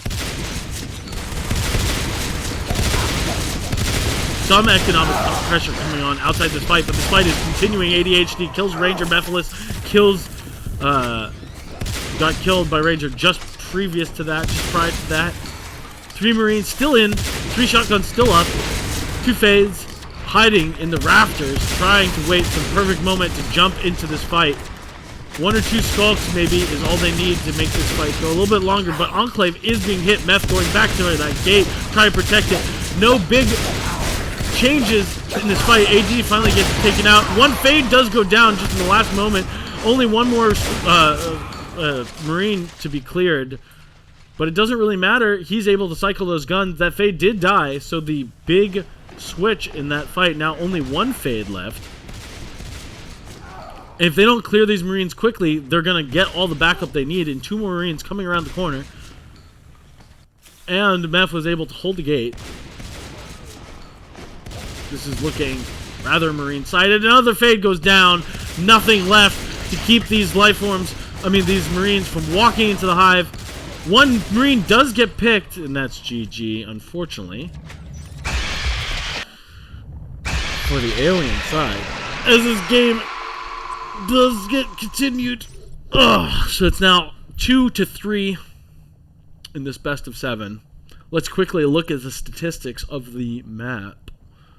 Bless me, an outstanding performance, overtaking AD by quite a few kills at the end there, but AD absolutely destroyed the early game, giving so much space to his team. Everybody on the Marine team playing well. High side of average in terms of accuracy. Bless me, absolutely blowing the competition out of the water. I didn't actually see him do as much as he must have done that round. Pretty high med accuracy. That's what you want to see. Again, this is coming from Nightmare, but around 65% accuracy, pretty freaking good. Ranger was saying previously that, and he might be right, I mean he definitely is, that you don't want super high accuracy is not actually evidence of the Marine commander playing the meds perfectly, because you want some meds to land at the feet of your Marines as you're medding them, because you actually won't be able to. I mean, there's a cooldown for how long it takes for meds to be picked up, but if there's a med right underneath you, as soon as that cooldown comes up, that is being medded at 100% efficiency, or at 100% speed. I could see how an argument could be made around that. It'd be cool if those were recorded as an accurate med drop, like as long as it snaps to your Marine. Doesn't matter if they can't pick it up quite yet, as long as it snaps to your Marine, it would show as the med accuracy being perfect. That would be cool. I'd like that. Lots of RTs built for the Marines, lots lost, but not enough built for the aliens and too many lost. Yeah, this is a pretty dominant performance all the way through. Lots of kills for these Marines. As far as tech goes, the only thing that's pretty unusual Oh yeah, there's some unusual tech here. Yeah. So it looks like phase gates, even though Webs 3 was up pretty quick, phase gates came out before weapons one, before armor 2. Armor 2 was the second upgrade, but gates came out before that. It shows you how powerful an enclave gate is on this map. I think it's something really to keep in mind because it's sort of hard to get out onto the field because of the way the map is shaped. Like enclave just like basically takes the runtime to get to overhang and staging and completely cuts it in half. It doesn't look like it's that far away from your start, but it actually will allow the Marines to put on just a ton of pressure. It's one of the only maps where rushing gates that quickly can be really effective in competitive play. And it's very effective to get that enclave gate. It's super important to be able to traverse this map. These rooms are pretty open, and if you don't give the aliens enough time to set up ambushes and you actually are able to push into the room on your own, like before there's any kind of resistance, then it's very hard for aliens to retake any of these positions. That's why it's so interesting to see people move around this map, is that there are these long run distances, but if you can cut the initial run distance to this RT by having this enclave gate, you can really cut the speed of getting to an aggressive position in half. Yeah, lots of good ambush spots, lots of kind of long hallways, but these rooms is like even more zombie than zombie in the terms of just like open map layout that kind of reminiscent of older FPS games like Unreal Tournament or Quake or something like that. Although the map looks fine, it's just like lots of kind of big open rooms.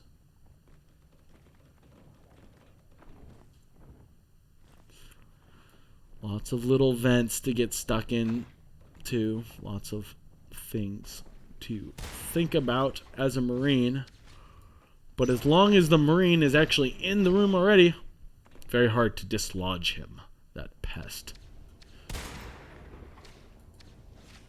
Phage with shades with... Whoops.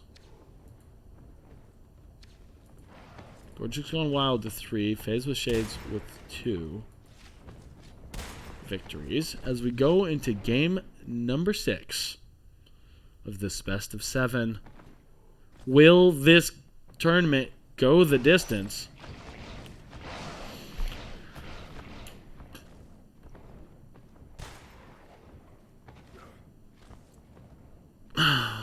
That was a really fun moment when we saw that lurk just peek his head out of that vent.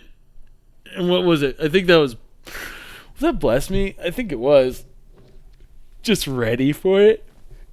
I don't think he really knew he was going to be there, but what an unfortunate place for a lurk player to be stuck at. Coming out of a long vent, kind of barely moving, not even flapping through it, kind of walking around, just peeking his head out, and there's a Marine jumping into your vent that you feel like that vent is...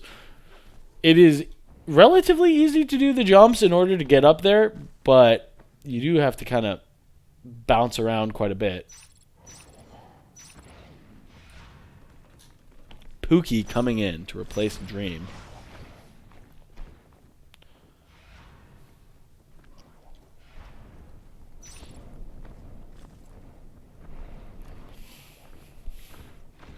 I think Pookie has maybe a little bit better mechanical aim than Dream, but Dream certainly has more gather experience than Pookie. Pookie more of a pub player. Dream's an excellent player himself, but I think you want him on your team for his brain more than his like mechanical aiming.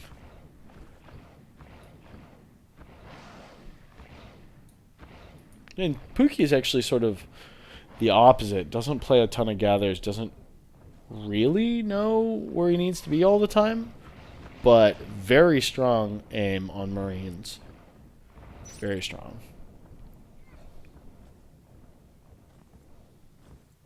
Sometimes I think he just absolutely pops off.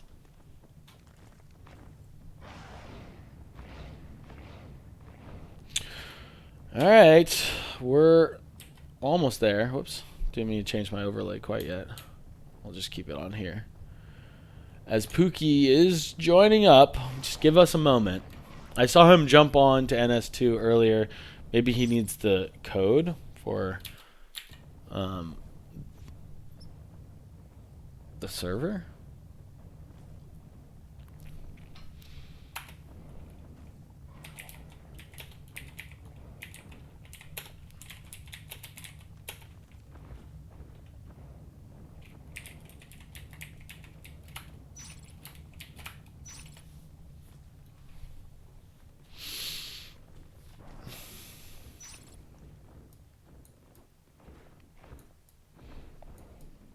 Only reason I asked that is because he got online a little while ago.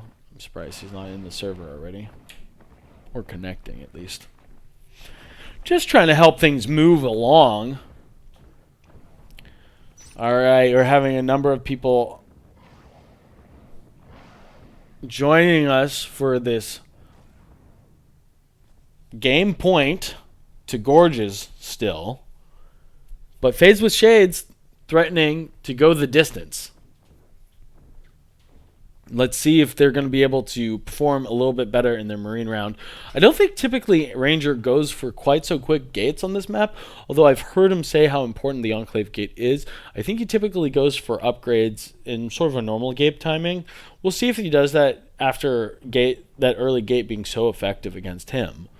But really great play from all the Marine players. It wasn't just the strategy. It was the fact that they were able to kill so many life forms, Skulks amongst them, mostly Skulks because of how quick that game was, but kill so many life forms with weapons 0.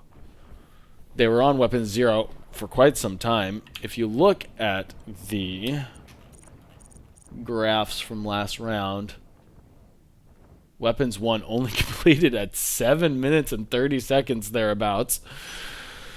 That's pretty crazy. And how many times we saw aliens go down to single Marines, multiple aliens.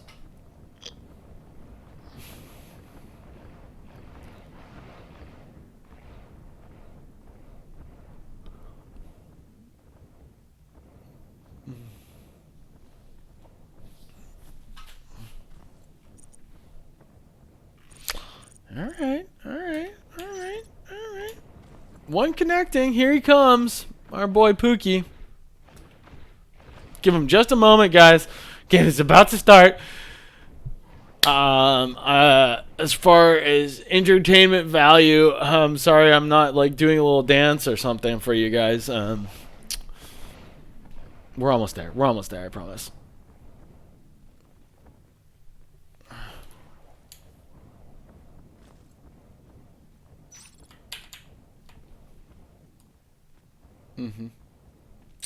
Yeah, so I guess one of the things I'd like to see a tunnel being established in Silo slightly quicker. We did see that as eventually the case. I think it was just the Cis chain wasn't really even allowed to be built all the way out there, and by the time the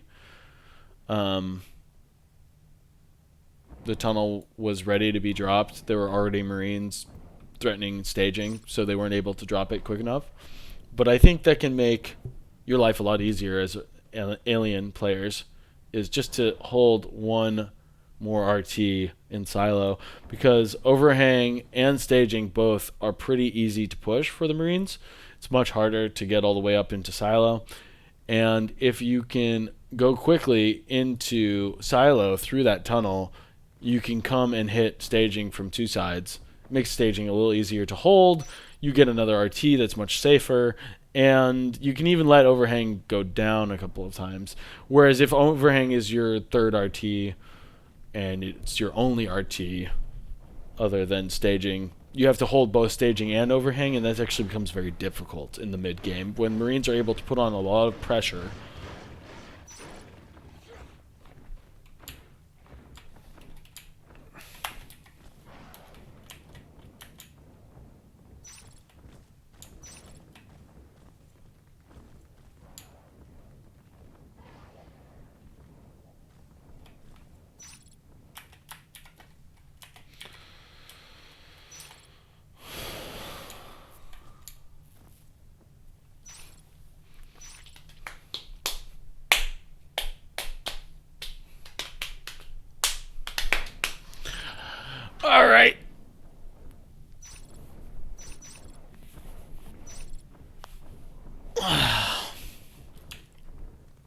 Pookie still joining up. Slowly loading into this game. Maybe on a little bit older hardware than some of our other players. But we're close. I'm going to take a quick peek at chat. Trying to say hi to you guys. Some pretty funny text. I'm not sure if you guys can read it with the bit rate of my stream, but they're basically saying hamster powered toaster on McDonald's Wi-Fi connecting quad core hamster, quad hamster balls. Still connecting. He's been connecting for quite some time. Stick with it. We're almost there. That's my beautiful singing voice. I'm interested to see what Ranger does on Marines because it looked really, really powerful to have that quick gate out. It probably is the right choice, I think, but I think it's safe to not get it quite so early, but it definitely doesn't. It's not easy to punish. I think it allows you to hold your res better too. It's not just pressure, it's defense as well. This game is coming along. I'm sure it's about to start. We got one guy connecting.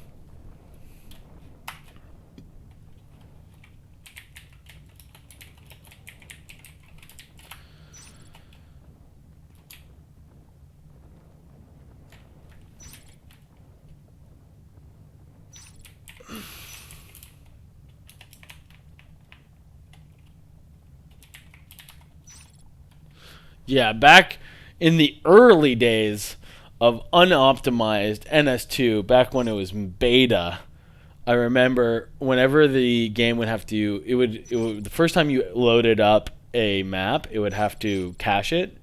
And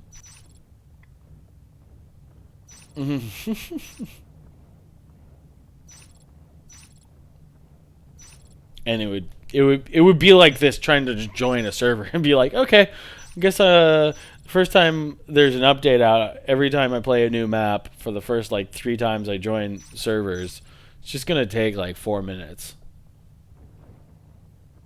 But Pookie's still living that life like it was 8 years ago and the game was still in beta.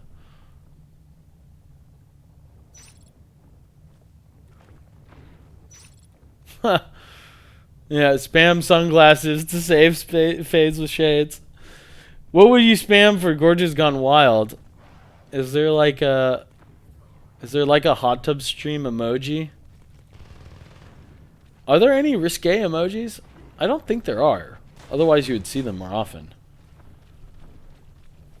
Spam the most risque emoji for Gorges Gone Wild. The worst one you have. And shades for fades.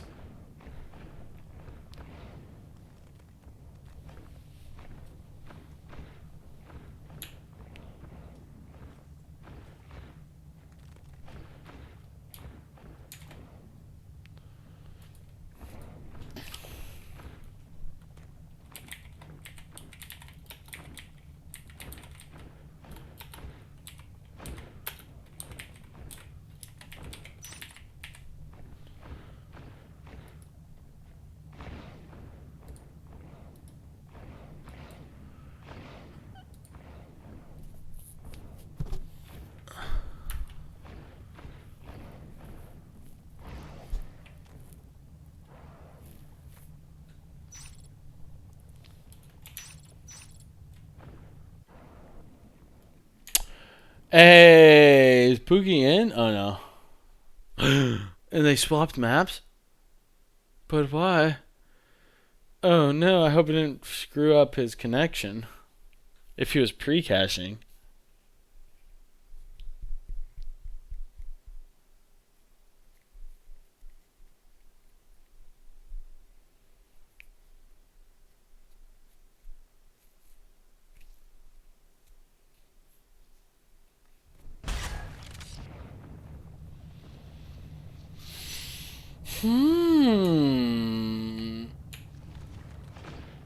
Oh boy.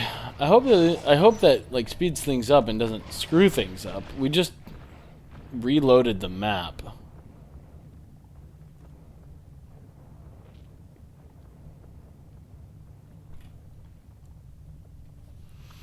Stick around, guys. We're really getting close. Let's talk about NS2. Let's talk about the map. Let's talk about things. What you guys got going on in your life? It seems like everybody in my life is moving house right now. Everybody is getting new apartments now that the pandemic is over. That seems nice. Hanging out with friends for the first time yesterday. That was nice. Cool life returning to normal slowly as the world gets back to work. And we play as much NS2 as we're still allowed.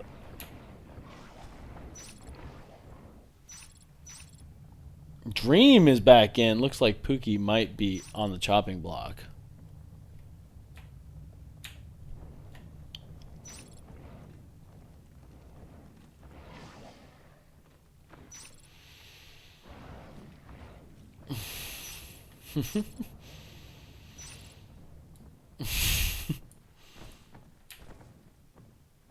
Well, at least there's some friendly banter. Nobody's too bummed out about the delay. Looks like Pookie won't be joining us. We're back to playing with Dream.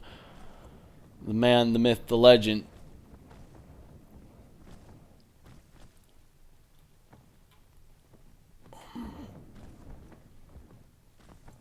Nightmare. Now, the last player to join.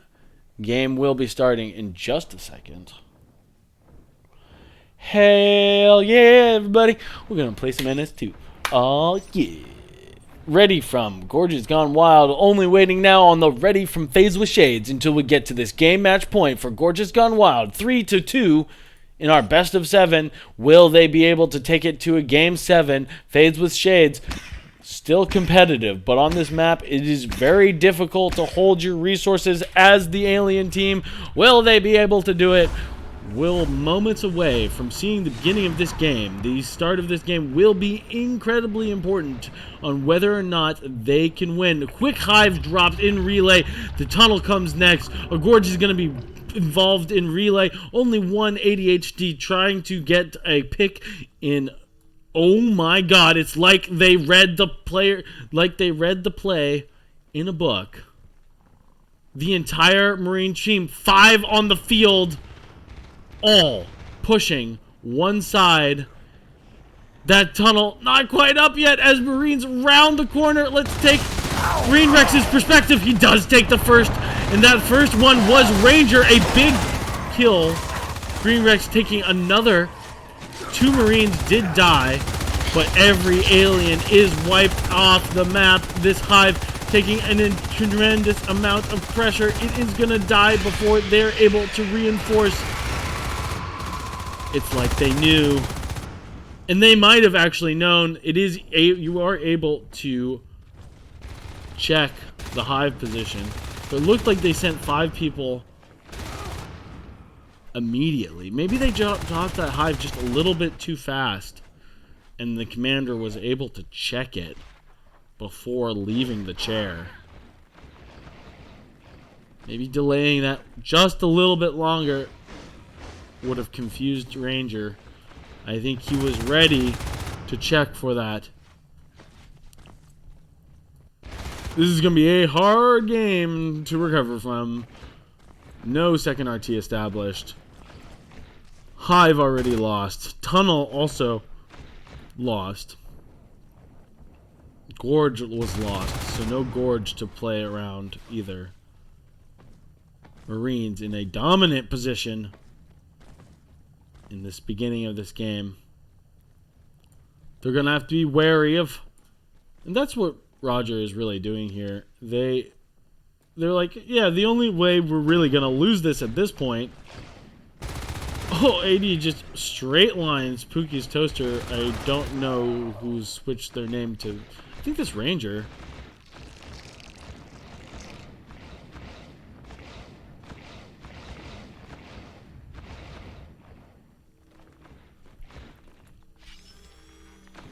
Peerless going in against Versailles. Misses his first bite, but is able to take the engagement.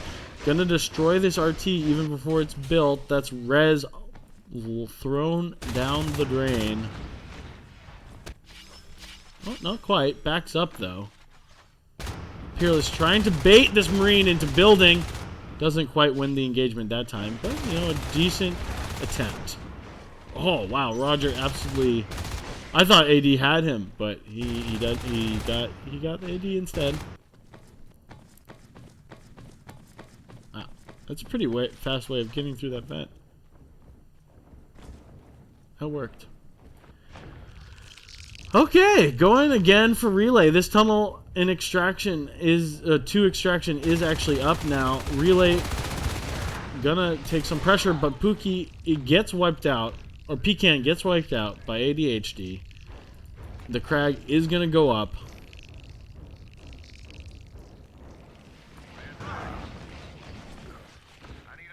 Nightmare trying to protect his res. All he needed to do was parasite Roger there, and he would have killed him, but he probably didn't know that. Meth, will he get there in time to save this RT? Jumping down in between reload animation, but not going to be able to save the RT. Use the RT to bait the Marine, but pays for it by losing the RT.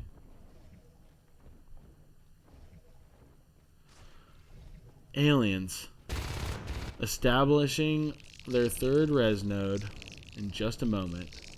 Wow, Marines all the way up in silo, capping to the top of the map. Pecan pushing in against two aliens. Meth trying to soak some bullets.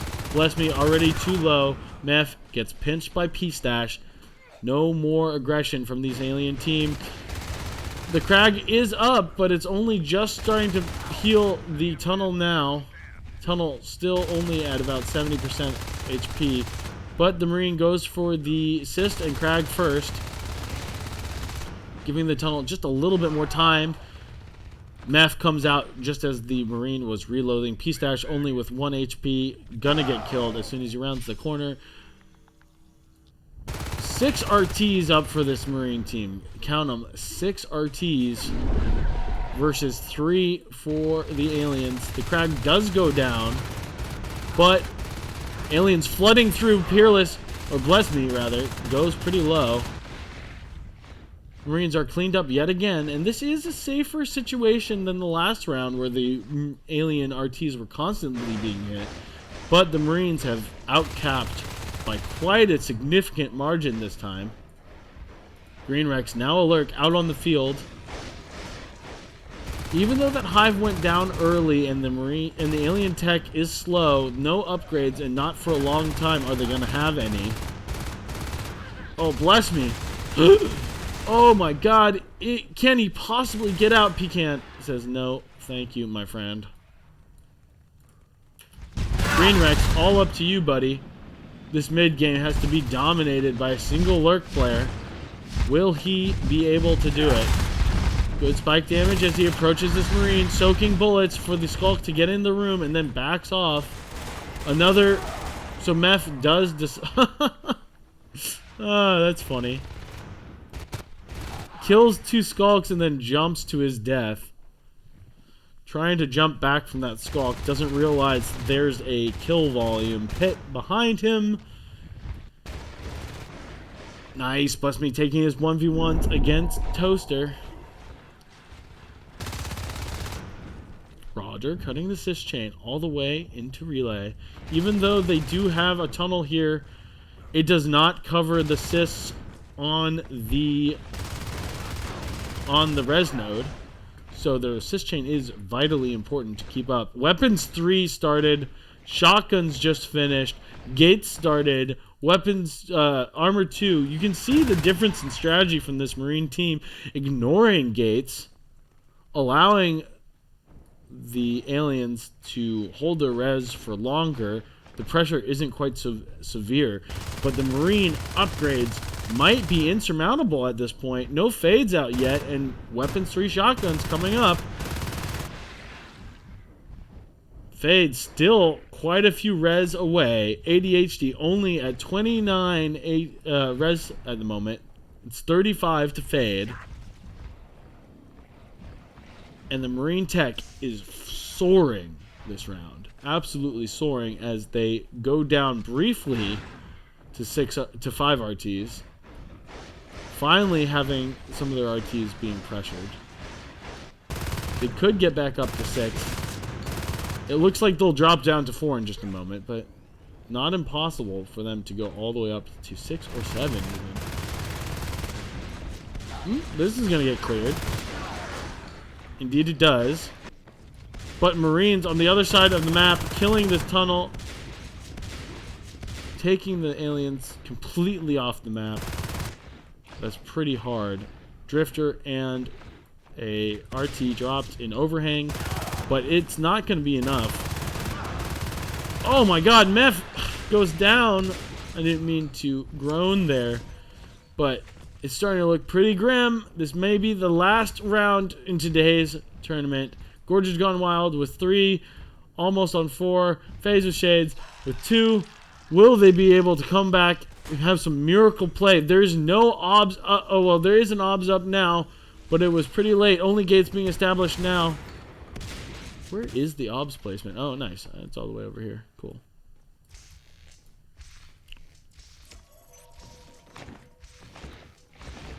Bless me. Pulling this Marine around.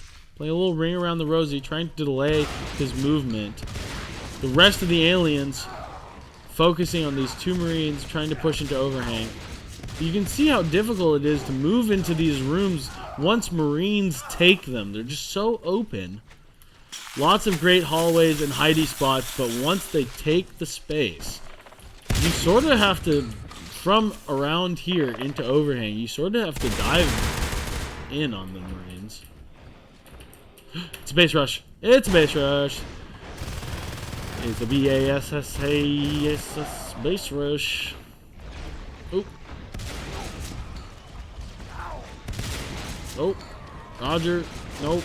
Right into the meat grinder of these Marine shotguns. Green Rex dying on the other side of the map. This is about to be GG. I feel like they will try to fight it out, but the entire alien team is now on the spawn queue. Only 1 RT left. You're gonna have to buy eggs. Yeah, that's GG. GG, that'll be the conclusion of your NSL Open Tournament number 10, with Gorges Gone Wild taking the final game in this best of 7. GG to all these players.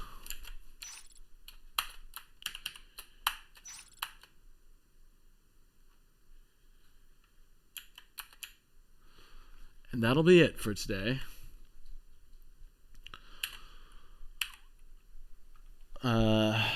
I suppose I could invite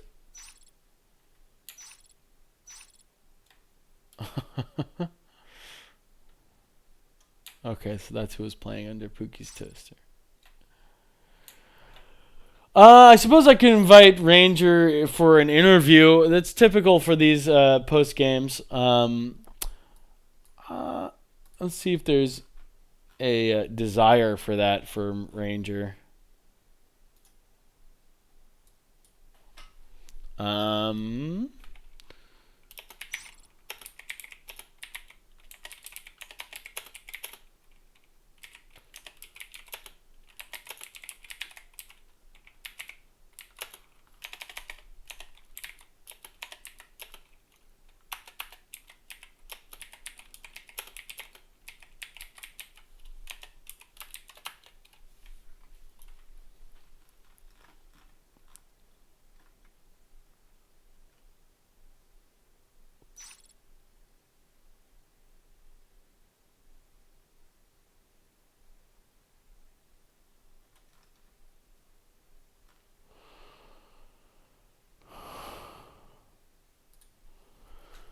Well, congratulations, Dream, on a first place victory for your team. Gorges Gone Wild. Yeah, mostly it was Ranger. He did a lot of the calls for us, so it was a team effort, though. Yeah, Ranger played really well. On one of your Marine sides, he was 19 to like 6 or something like that, playing from the comms perspective. Pretty impressive stuff from him. Yeah, I don't think that last match he called out the fast hive like as we were leaving base because he checks them every single time. Yeah. So we all just pushed. Yeah, it looked like he almost had you going 5 on that side before the fast hive was even dropped, but they dropped it so quick that he checked it before you'd even left the base, and it might have been a little bit of a mistake on the enemy team's commander's side. If he had delayed it just a little bit longer, maybe you guys would have split more normally. But it was a good call either way. Our strat on that was to send 5 down, send 4 down bottom, and then Ranger would go up top. But since the fast hive was called, he went bottom with us. Yeah, it was the right move for sure. Paid off in big way. Yeah, it was cool to see all the interesting strats and the mixed team that some players that don't usually get to play together. It was really cool to see you guys in action. Yeah, we all kind of Ranger came together like 3 days before, and then P Stash joined, and then I think the day before Pecan he decided to join. Yeah, So it was all just kind of last minute. yeah, nice to see, and I'm glad you were able to field the team with such excellent players. And yourself as well. I think we saw you play a little bit more. I didn't do too well. No, you did. You did okay yesterday, I believe. Well, that tram game, I did have I think 2 minutes of build time, so I knew after that first game, winning game we played, I wasn't gonna do much, so I just built most of the stuff. Well, I mean that's a thing to remember that NS2 is not just about kills and god aim. There's a lot else going on, and you always keep an eye on the map. Good about capping back res and staying on top of things that are more kind of chores for some players. It's an important part of the game.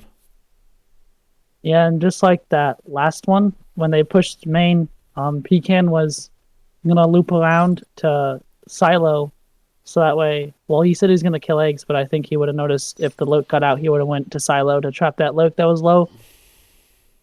Yeah. But we ended up killing him. Nice. So. Yeah. We kind of flipped it today. Yesterday, Aliens was insane. Yeah, and today was mostly Marine victories. Yeah, I think it was only... Except that one alien when we rushed. Yeah. That's right. Well, there were some really good performances from the other team, too. Like, I thought that they maybe would have gotten it all the way to the end. I think if you guys hadn't rushed with that alien round, they would have taken that Marine round. I believe I was lagging when we were rushing. I went to attack Peerless at the start of that when he was in there, and then I thought he died, so I moved on to the chair. But he was still alive, and I had killed them in the lag as I was leaving, so it killed him, and I was also biting the chair. Weird. I didn't see it like that. From my perspective, it looked rather standard. But yeah. Yeah, but we had to do with Plebdo at the start. I don't know if anyone noticed. Plebdo was there at the beginning, the first match, and then Ranger had finally woken up. And it was just kind of... We just kind of did what Ranger said. I thought he was playing under the name Pecan Sam. Was that Pleb? No, Pecan Sam is Pecan Sam. Yeah. Plebdo was Paper Bird. Oh, Paper Bird was Plebdo. Okay, yeah, I was trying to figure out who that was, but I didn't actually know. Yep. I mean, it's sad that there was only 3 teams, but hey, it was still a difficult win. Yeah. We still had... It was a pretty close finals, and we got to see some like a little bit less typical play. I think it's because of just there was more room for sort of error. Yeah, more room for error maybe, but more room for experimentation is how I would phrase it. Yeah, I think yesterday after we played Timo's team, we surrendered, and they did that relocate, and we kind of just crushed it. Yeah. Ranger's like, all right, we're gonna show them how to do it. Yeah, and then he ended up recycling most of it. But yeah, it it was interesting to see both teams kind of go for the same strategy. Yeah. I mean, it's a hangover from NS1, but I swear there used to be more situations in NS2 where a successful relocation happened when a base rush happened. It was like it was sort of the theory was not to ever get out of the comm chair, but to try to drop a comm chair somewhere else and rebuild from the ground up. But that seems to be less the case these days. Yeah, his plan was just to get the two IPs there and then recycle it so we could just constantly push their naturals. Yeah, but you didn't end up So recycling Marine Start in that game. Anyways, that was yeah, that was fun. yeah. Well, thank you so much for giving me a little interview, and thanks for playing and organizing your team together to even show up. I'd love to get back to the point where we had 8 teams, but like you were saying, I had a lot of fun watching today, and we had some great games, so it was Yep. really cool. So thank you for all the effort that you put into the community and staying positive and staying constantly trying to organize people and get better yourself. It was a Yep. pleasure to watch. Yep. Well, take care. You too.